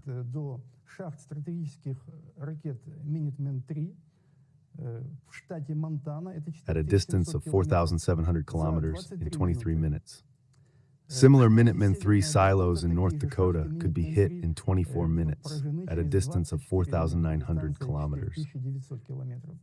And if today these schemes and routes seem fantastic to some, the escalation spiral of the US and NATO may tomorrow make them a reality and even surpass our expectations. Okay. This guy just showed you and demonstrated to everybody that they can strike anyone, anywhere in the world, basically, within 30 minutes. And they can strike all of our major spots in Montana, North Dakota. You can see all of our Minuteman missile silos. Like, what, why this stuff is known by the whole world, I don't know. But, like, it should all be, like, totally secret. But, like, no, the whole world knows where we got them. It's the stupidest thing I've ever heard of. But look, they can hit it within 24 minutes. 24 minutes. We're smoked. That's how quick Russia can hit us with these Mach 9 hypersonic missiles that we've done seen on display and the damage they can do. They're like liquid lightning. It's nuts. No one can stop this weapon. And they can put all kinds of different warheads on them. Okay? They haven't strapped a nuke on them yet, but boy, they can. It doesn't have to be a huge one. It doesn't have to be, just huge with massive blowback of radiation. Not necessarily. I don't know, man. It's just, it's just kind of ominous to know that these guys got a badass weapon that no one can stop. And, like, they're sitting there saying, like, hey, look, we can hit you within 20-some minutes. Peace. It's like, what? So Vladimir Putin, and I put this in a video that I put out today, he basically warns that Trump is still not safe, that he can get assassinated at any time, that, like, they can come after him, in his opinion. And that's not him, like, threatening. That's him saying, look, it could happen still at any time. Like, he's not even in there. When he gets in there official, we can do some talks. But, like, someone's trying to take him out. And, going along with that whole thing. And basically talks and seems as like, he likes Trump. And if Trump gets in there, that a lot of things can happen here. But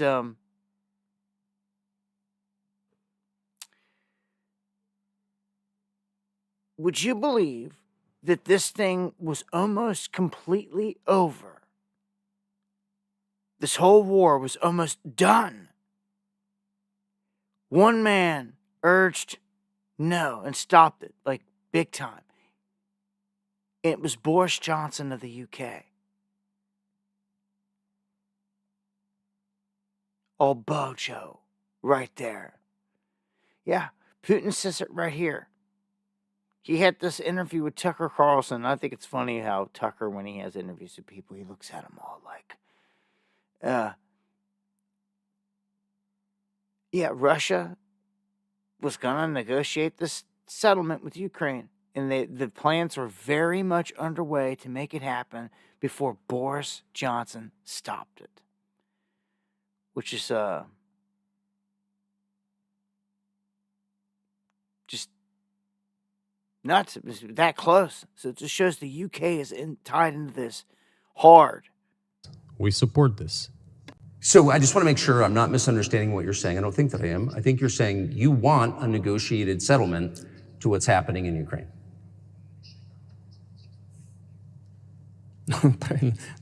Right. And we made it. We prepared a huge document in Istanbul that was initialed by the head of the Ukrainian delegation. He affixed his signature to some of the provisions, not to all of it. He put his signature, and then he himself said, we were ready to sign it and the war would have been over long ago, 18 months ago. However, Prime Minister Johnson came, talked us out of it, and we missed that chance.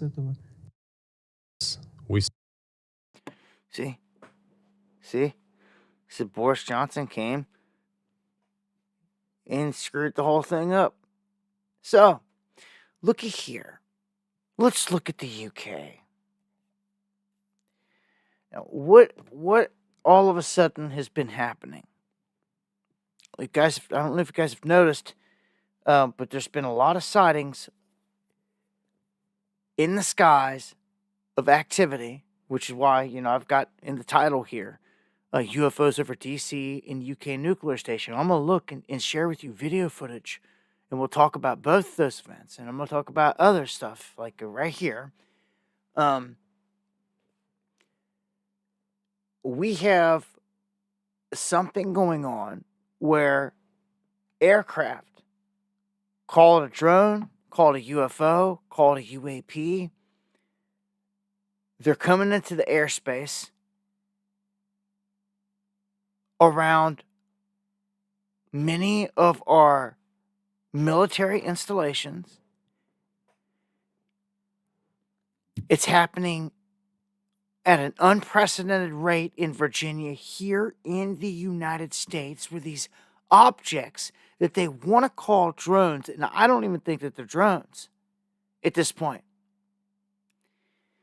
by the way that they're describing them. And when you look on footage,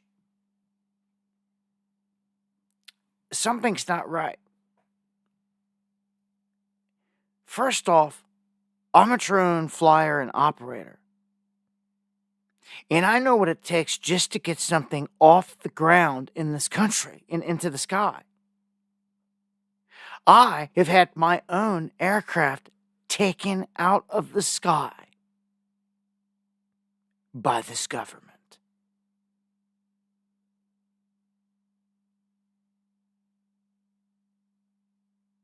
And you're going to tell me,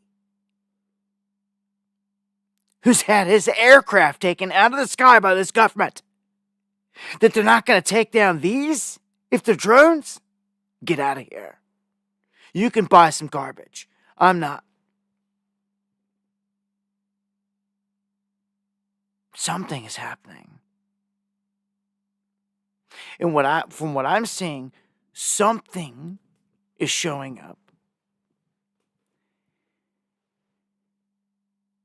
that they can do nothing about. Now, why would you not? If an enemy's right there around you or anything, why would you not do anything? Unless there's a show going on. You're trying to put on some kind of show for the people. But this is getting to be more UFO-ish to me. Big time. It doesn't mean that it has to have little, whatever in it. It doesn't even have to be manned.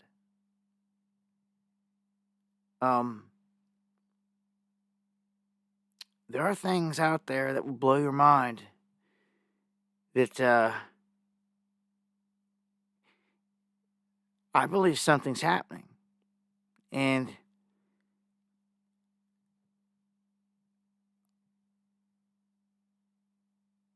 as easy as they can say it's drones from like Russia or whoever, man, how? Look, the last time we had this going on down here with these orbs or whatever was going on, a helicopter, Black Hawk military helicopter, was on it just here like last week. We have it on flight radar where it was going in circles, tracking these things and all this. So they had the visuals on it and everything. Okay? Where did it go? Where did they go? Hey, these drones, you're not taking off from Russia and flying drones over here to cruise around. It's not how it's working. It's not how these drones operate. Not these size drones. In any that are going to move at any speeds, there's two different main drone technologies, right? There's one that operates like a rocket, like a Predator drone, almost like a little airplane in the sky, like a rocket, like an airplane. It flies with little mini wings on it, okay? It floats and flies around all these places, okay? That's one style. The other style drone is kind of similar to like a DJI drone, or like the kind of drone that I have.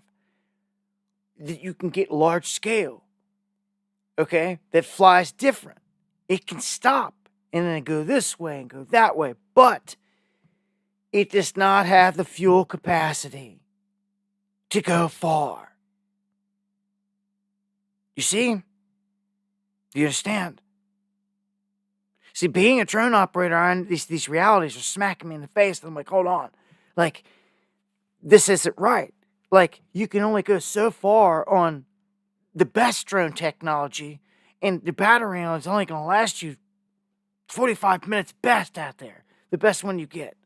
Most of them like 20 minutes. Okay? That you're going to get your hands on. Okay? And you're telling me someone's flying a drone that can shift and move around. So it takes it out of predator drone type deal. And into a more localized type thing. They're flying it around. And you can't tell or find out where they're landing. That is garbage. That is absolute garbage. When this government has downed my aircraft. Like, just get out of here, dude. Like, something is happening. So to me,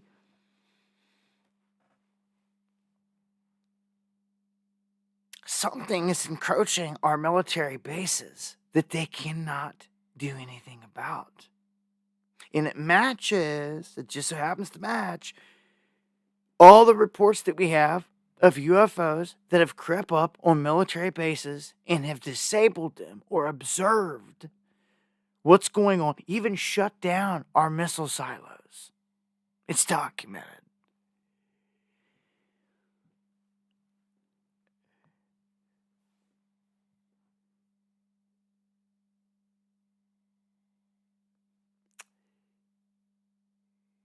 This is,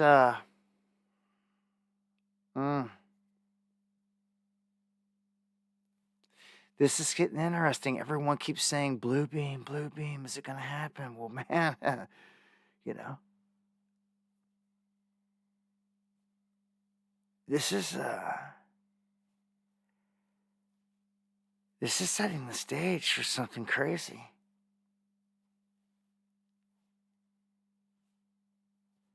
Because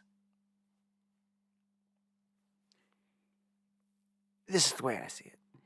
All this crazy technology is from the fallen, as said right there in the chat. If you've been following me, you should know this. Just read the scriptures, read the ancient texts from all around the world, which I've done for the past going on 2 decades now. And all the stories line up. They may have different names for the characters and this and that, but it's the same stories over and over. And you could see the ancient technologies was here many times. Like the Vimana. Look at the stories out of India. They had spacecraft. They didn't keep it a secret. They even went to war. Had nuked places. Look at Dwarka. Just look. It's there. It's not hidden. And it's like, man, all right. These cats, there's some stuff's gone down here. From the giants, from the Nephilim, all connected to the fallen. It's real. These cats are here.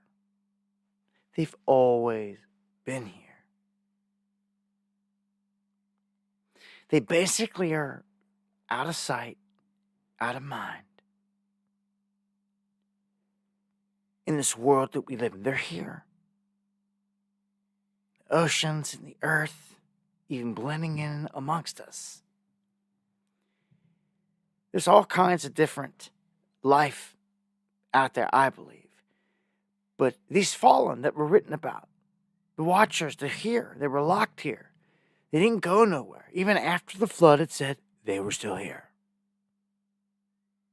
That's right. And one of Noah's sons' wives was reptile seed and brought them all in and everything else. They've been here the whole time. So that is who our leaders are bowing down to. I'm going to make it simple to you. Right there. If you can grasp that, then you see it. In a nutshell, that is it. These world leaders have sold us out to these things that are here.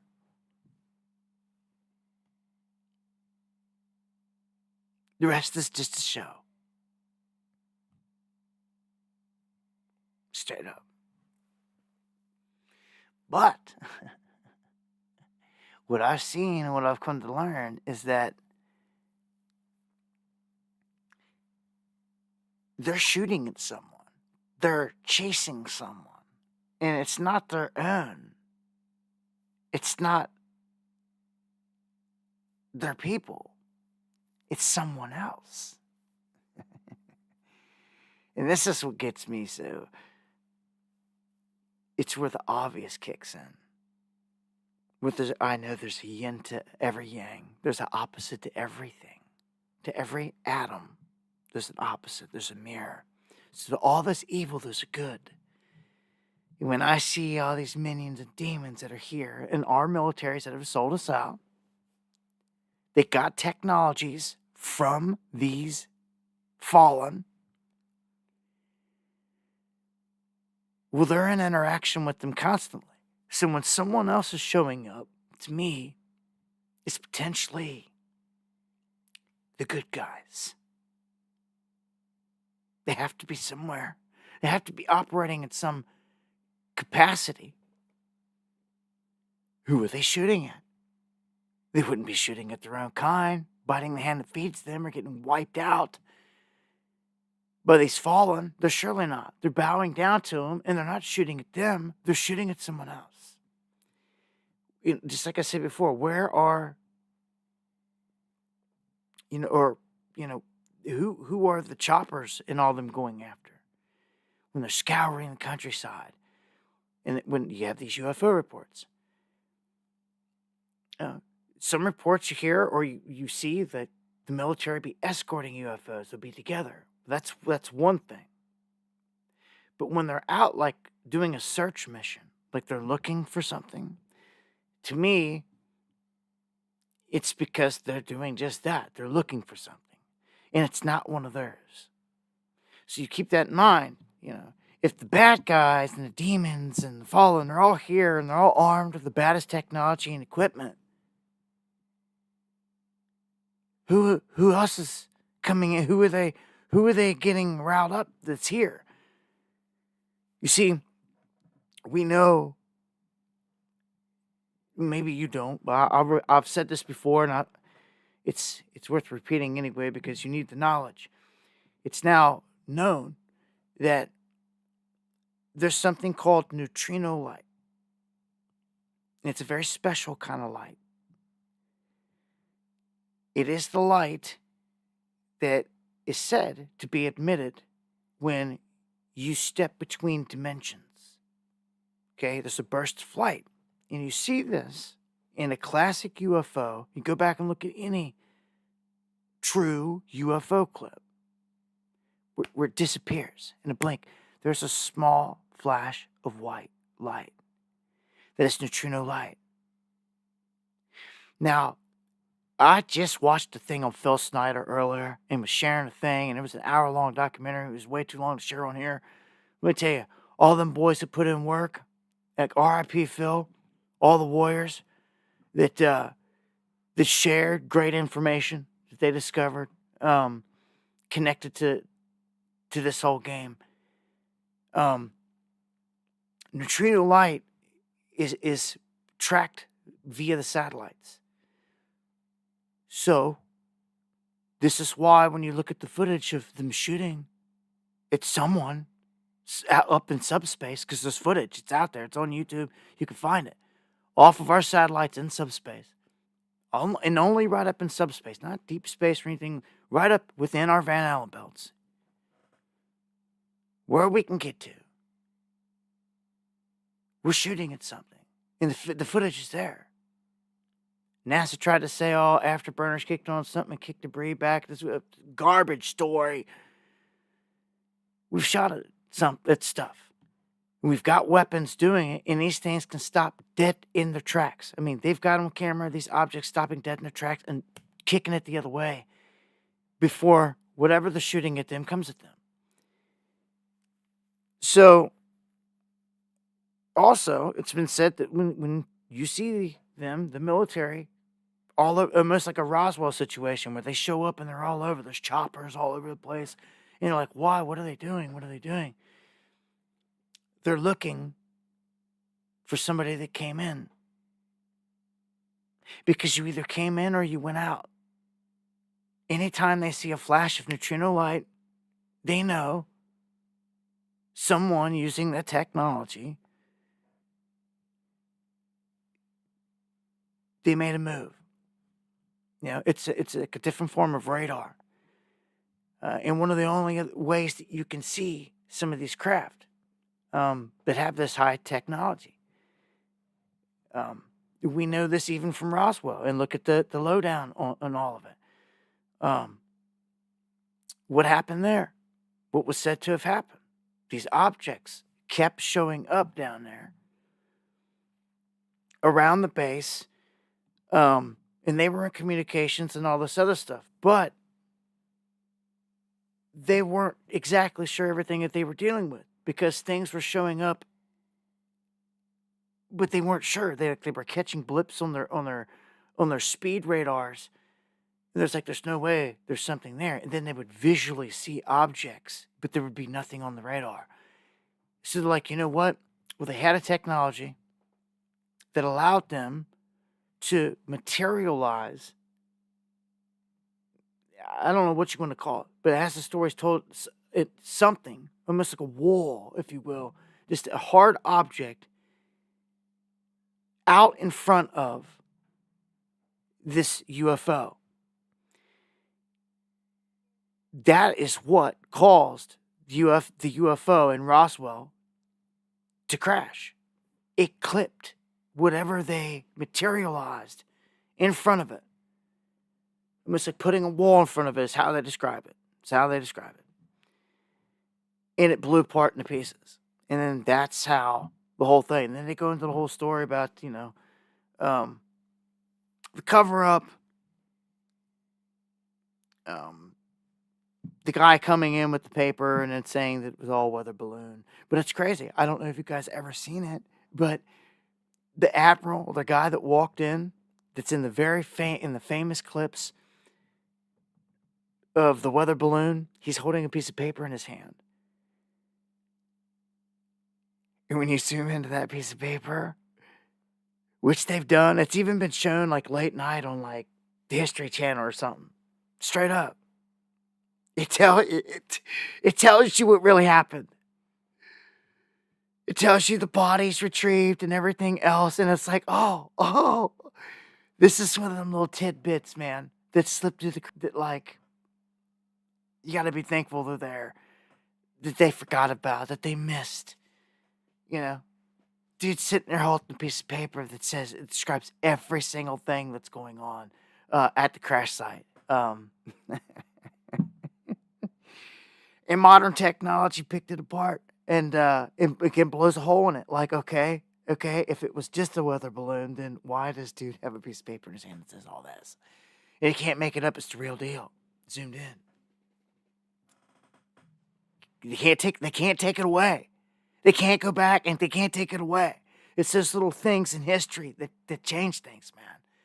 So that was confirmation right there of all of it in itself.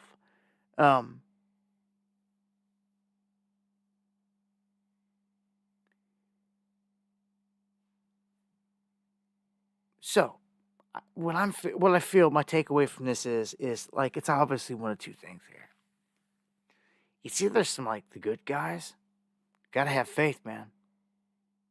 It's some like good guys, or this is the beginning of some psyops. You start hearing like they're showing,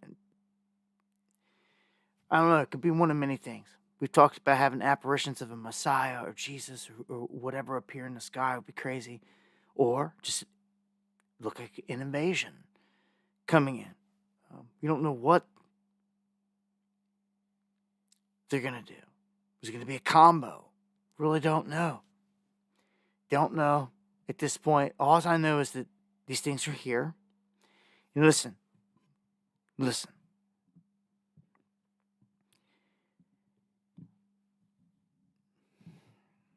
I wouldn't even say this, but my soul is telling me I need to, because it's a confirmation and it's a fact. And if you're listening, big dog, much love. But I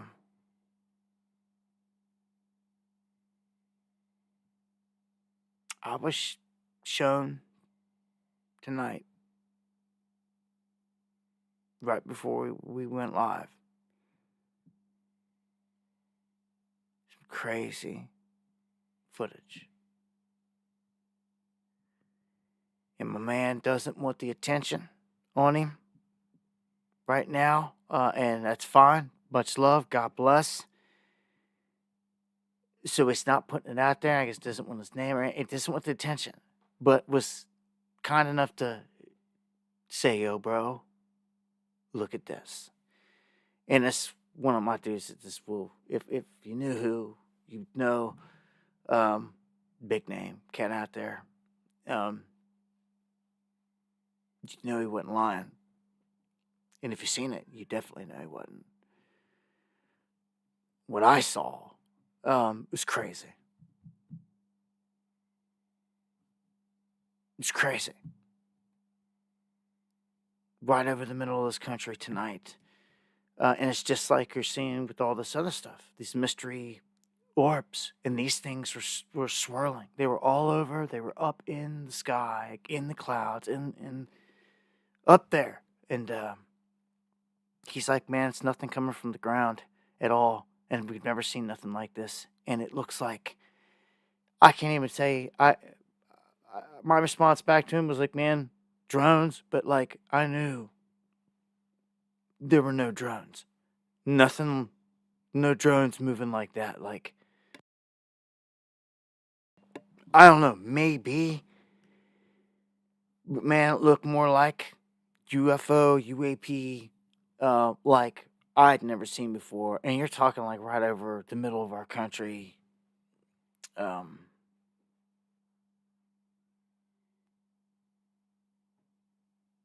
Well, I'm sure all kinds of people seen. I don't know how many caught it on film, but if I see anywhere else out there where I can share, I definitely do. But I had to make mention because it's a confirmation. Like this, there's something going on. There's something going. I don't. Out of all my days of like knowing this person, I never have gotten sent anything like this, like from anyone. But to get it like right before, literally right before the show. I tell you all the time, thing with synchronicities, man. They're real. And like, there's something like hitting here hard. And I ain't even got the main stuff. I'm about to, though. Might as well just pull it up here. All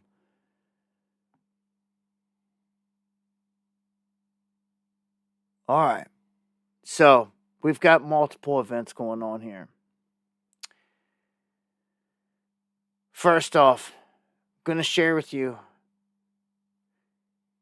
UFO sightings near Darlington Nuclear Station in the UK. And I'm going to blow this up, hit play, and then give some thoughts as we... Blew it up too much. I can't see the play button.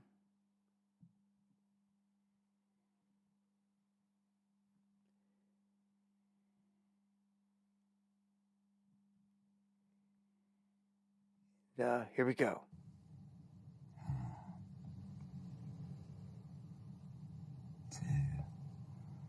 All right. You can see this object. Many. In the sky. You can see one lighting up here behind this one. It's so bright. Oh my. Oh. What is happening? Dude, that's the brightest it's ever been. Zoom out a little bit so you can kind of just gauge how bright we're talking. They're the brightest thing in the sky. Oh, shit. Look at that, man. Oh, fuck. This has to be seen by other people. This is way too bright. This one will be seen.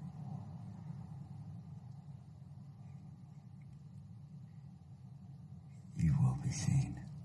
Look at this.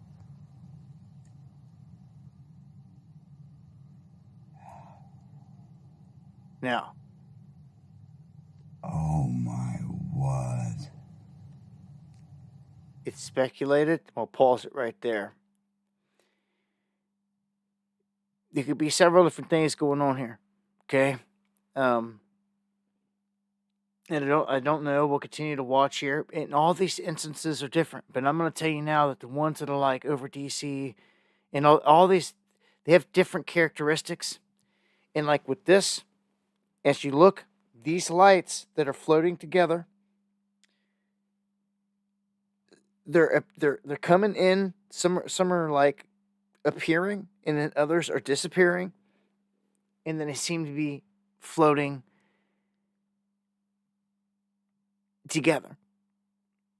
Now, I've seen in the clip that these others, they go down off another way, which means that like they're not floating in the wind. Because you could say they could be Chinese lanterns. In some instances, in some of the videos out there, when you see crazy stuff in the sky, for sure, we've seen it before. It's them. It catches people by surprise. But they are lit on the ground and they are released and they are lit on the ground. They don't just appear. They don't light up in the sky like that. You see, they're lit on the ground and released.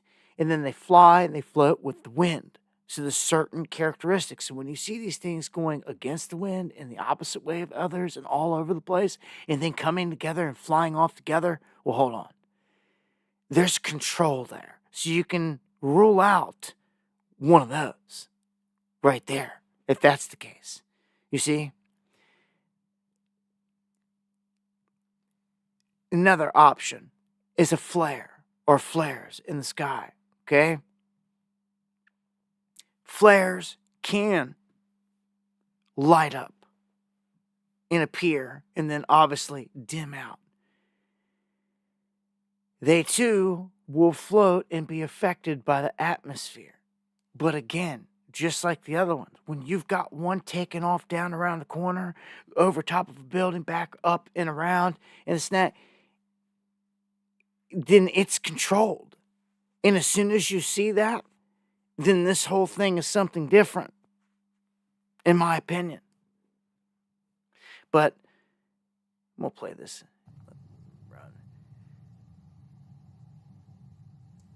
This is everything going on around the nuclear station in the UK. I mean, I can't even comprehend what I'm looking at. There's a lot of smoke around them. I was going to say there's so much smoke. Well, I don't think it's smoke. It seems like Flares. a steam or something. They just gave it away from me, to me. It's not coming from them. It would seem to me, what I'm witnessing right here in this instance are flares, in my personal opinion. What I've seen here. Them. Just out of this clip and what's them. going on in this one. The way they appear, the way they flare, the way they fade out. Okay? All the same color. Oh my God. It doesn't seem like one reignites.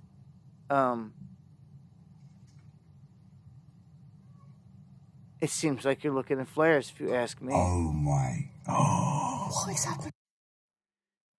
Why they would be doing that near, I would have huge questions for like the nuclear plant and everything else. Like why would this be going, or the locals, local police, military, everything else. To me, That's what that was looking like.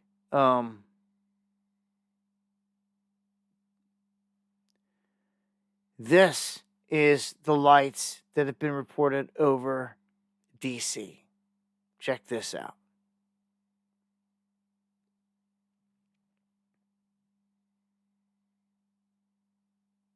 All right, check them out. Look, they're flat. This one is flashing. You got one that pops up here. Again, and this thing is floating the other way. Now look, you've got one over here on top. Look at this. It's down here by the building. It is by the building. Do you see that?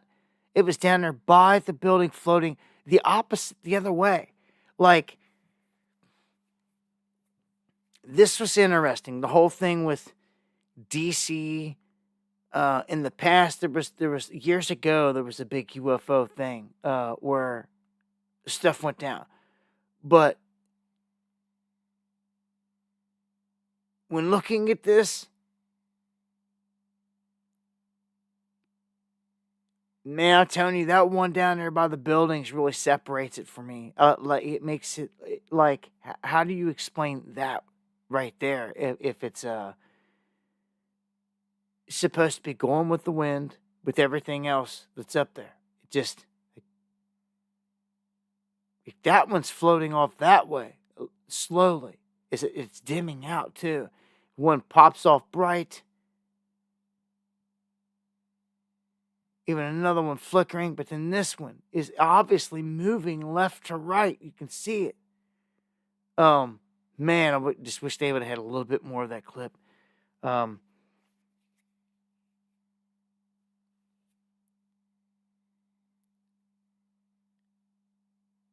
man. What are they trying to telegraph? What are they trying to telegraph? It's pretty crazy to me. So, yeah, I don't know. What do you guys think? What do you think on this one? On the DC one? What do you think those are? Because without seeing the one by the building, I would lean again, almost toward flares. But it's like, hold on, what's going on here? Why in all these weird places would all of a sudden there be flares popping up? Why? I mean, why? Is somebody out there at these multiple places trying to fool us? Like, yeah, that last one really, and I don't know though. With the flare, it should either be lit, and if it's gonna go out, it should be out. Once it's out, it's out. No audio here. That audio with the other one was critical. It was very telling when they said it was so smoky in the sky, and this and that. It's like, okay, those were flares. Yeah, the flares flicker. Yeah. But like I said, that one down by the building really, was. I don't know. I really wish I had footage. I think personally, the footage of what I saw from what was sent to me tonight was crazier than all that. I think it blows it out of the water. And who knows? Is what it is. But if I can come across any clips from anyone else down there that witnessed it,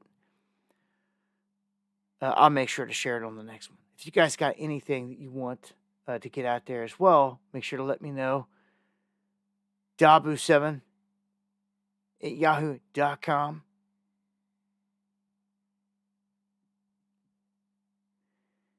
And I've got just a couple more here.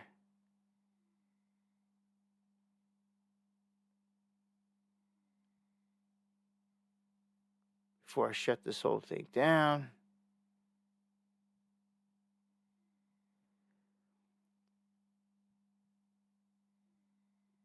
We talked about that. All right, Syria. They're getting hit. I keep an eye on this because in terms of the biblical stuff, end of time stuff, Damascus is key. I mean, it's right in your Bible. The day that Damascus is destroyed, it's written about in your Bible. You'll be living that prophetic day, which is like a crazy thing to be able to say, that you're living, you know where you sit in history. Like, to know that you literally have lived through like a prophecy fulfilled, it's going to be surreal. The day Damascus gets wiped out and leveled, like a lot of the other places in Syria have, it's over. It's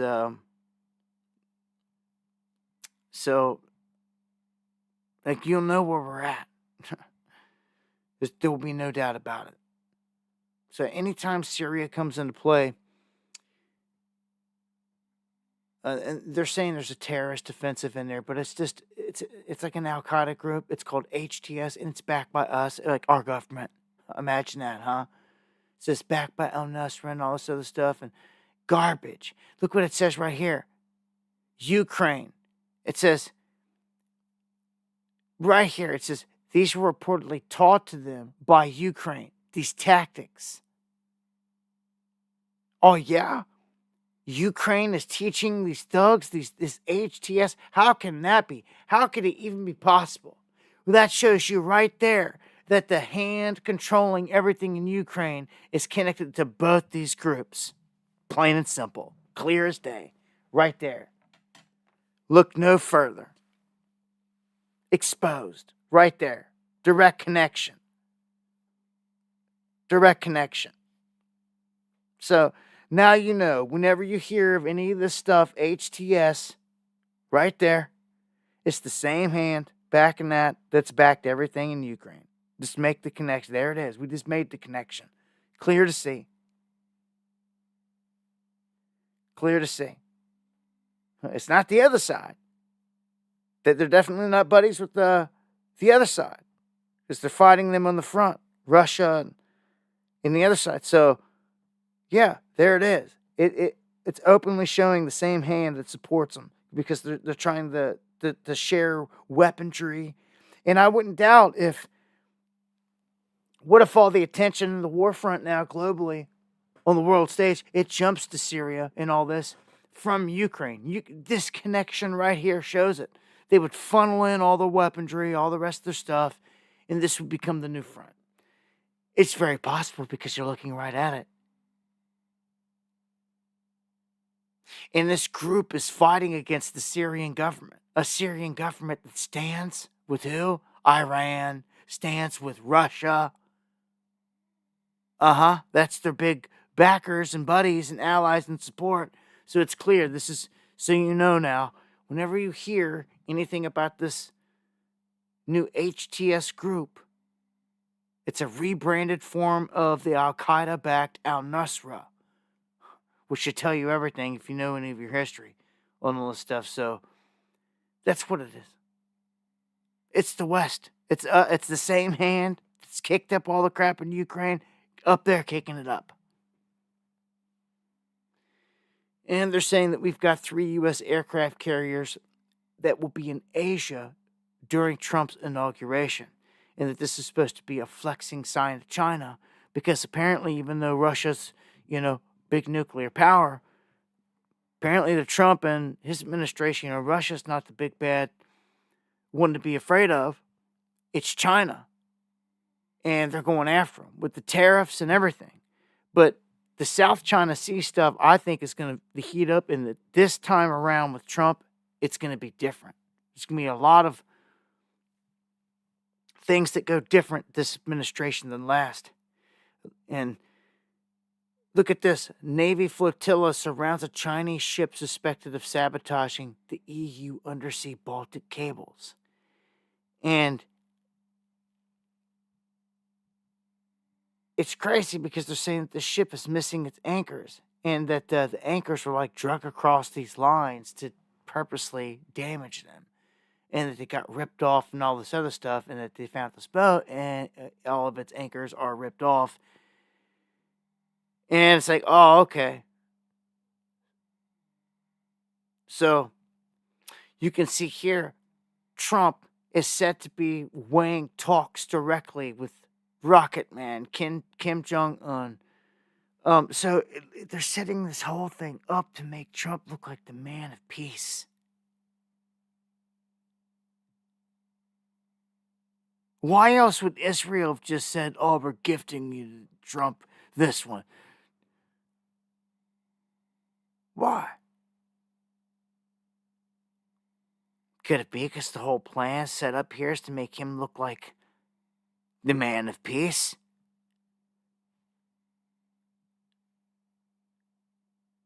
And since Israel already knows this because it's part of their plan, they're implementing through him, they're like, oh, yeah, here, we're just going to give you one.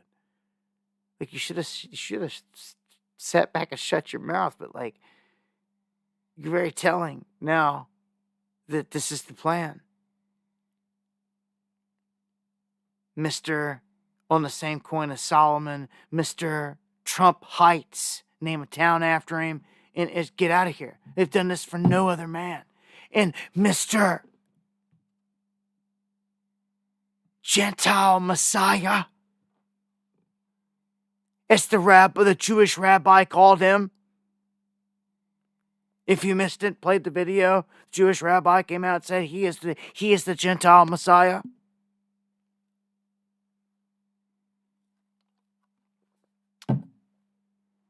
I mean, he also said that he will deliver America to the Jewish Messiah. Oh yeah, if you missed that one. It's pretty critical stuff. It's this, man. Yep, same one from Hopi Prophecy. The Red Hat people. And he had to be the leader of Turtle Island, which is, to the Indians, it was called Turtle Island, which is North America. Not no other leader. Not no Pope. Not no anyone else. It had to be the leader. It had to be the true great white brother, they called him. It's all right there. In prophecies, books, stories, this and that, multiple religions, and even the ones that are molding this whole end time thing to come into play, that are ushering it in through these things, which is what this whole sect has done the whole time. Wow. We'll see. I mean, like, we're like right there. Like, you know, World War III, like everything's in motion. You got North Korean troops in Ukraine. It's, again, World War, when you've got all these different countries fighting. But, man, it seems like Trump can come in here and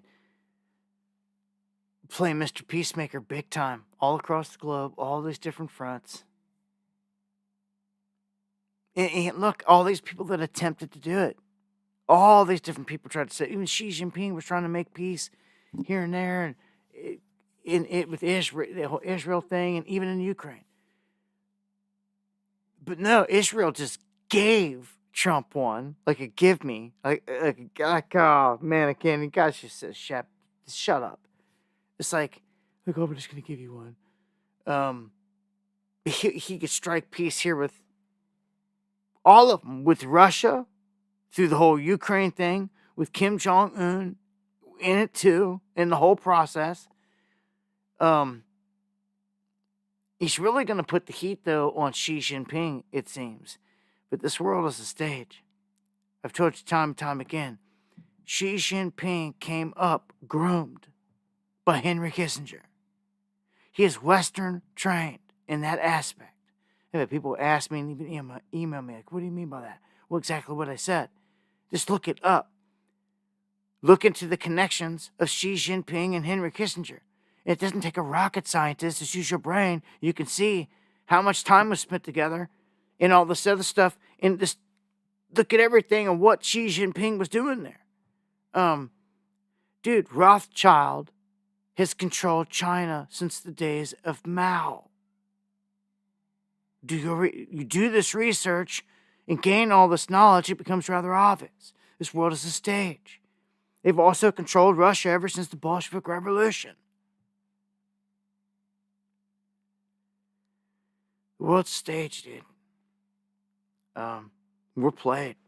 We're lied to. And that's the truth, if you've ever heard it.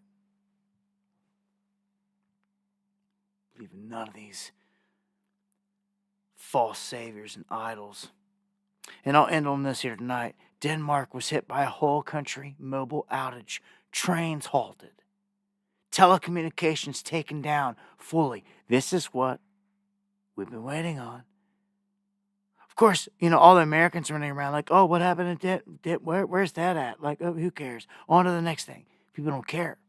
But when it happens to them, they'll care. See, I went ahead and I told my family at Thanksgiving the plan. Just did it. Just came out, thank God. And I just told them, like, with the conversations, like, well, what goes down? What happens? What everybody going to do when you're going to get on your phone and it don't work? What you could do? What you could do when you pull into the gas station and you go in and everyone's talking, bitching, like no one's phone's working? That's when you know it's begun. That's when it's happened. And it just happened in Denmark. It just happened. Everything I just said just happened to these people in Denmark. See, when that happens here, it's over. It's going to cause so much chaos. But I just want to let you know, beta test, call it what you want. When a beta, actually, it's full-blown. It's happened. Thousands unable to make calls, including emergency services. It was all down, man. Coming to a city near you. Hey. It brings me to a close on this one, guys.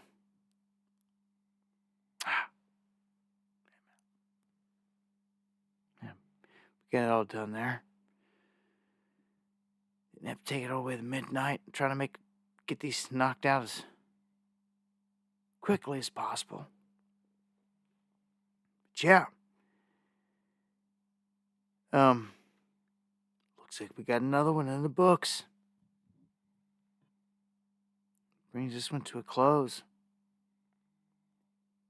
Trying to go live every Monday, Wednesday, Friday. Best I can. 9 p.m. right here. Covering everything that's popping off. So I thank you guys for joining me. As always, salutes, much love. Buddy, Raymond, Crown Jewels, Tacos, Outage, all the crew out there, Steve. I want to thank everyone out there that shares the stream, supports the channel, keeps me in the prayers, all that. Appreciate it more than you know. Stay warm out there. It is freezing. It's going to be the coldest week we've seen yet. I know around here, we're not going to get out of the 30s. It's going to even dip down to 20s. Yeah, it's freezing. Right here where I'm sitting. Right now. Yeah. So stay warm. Much love. God bless y'all.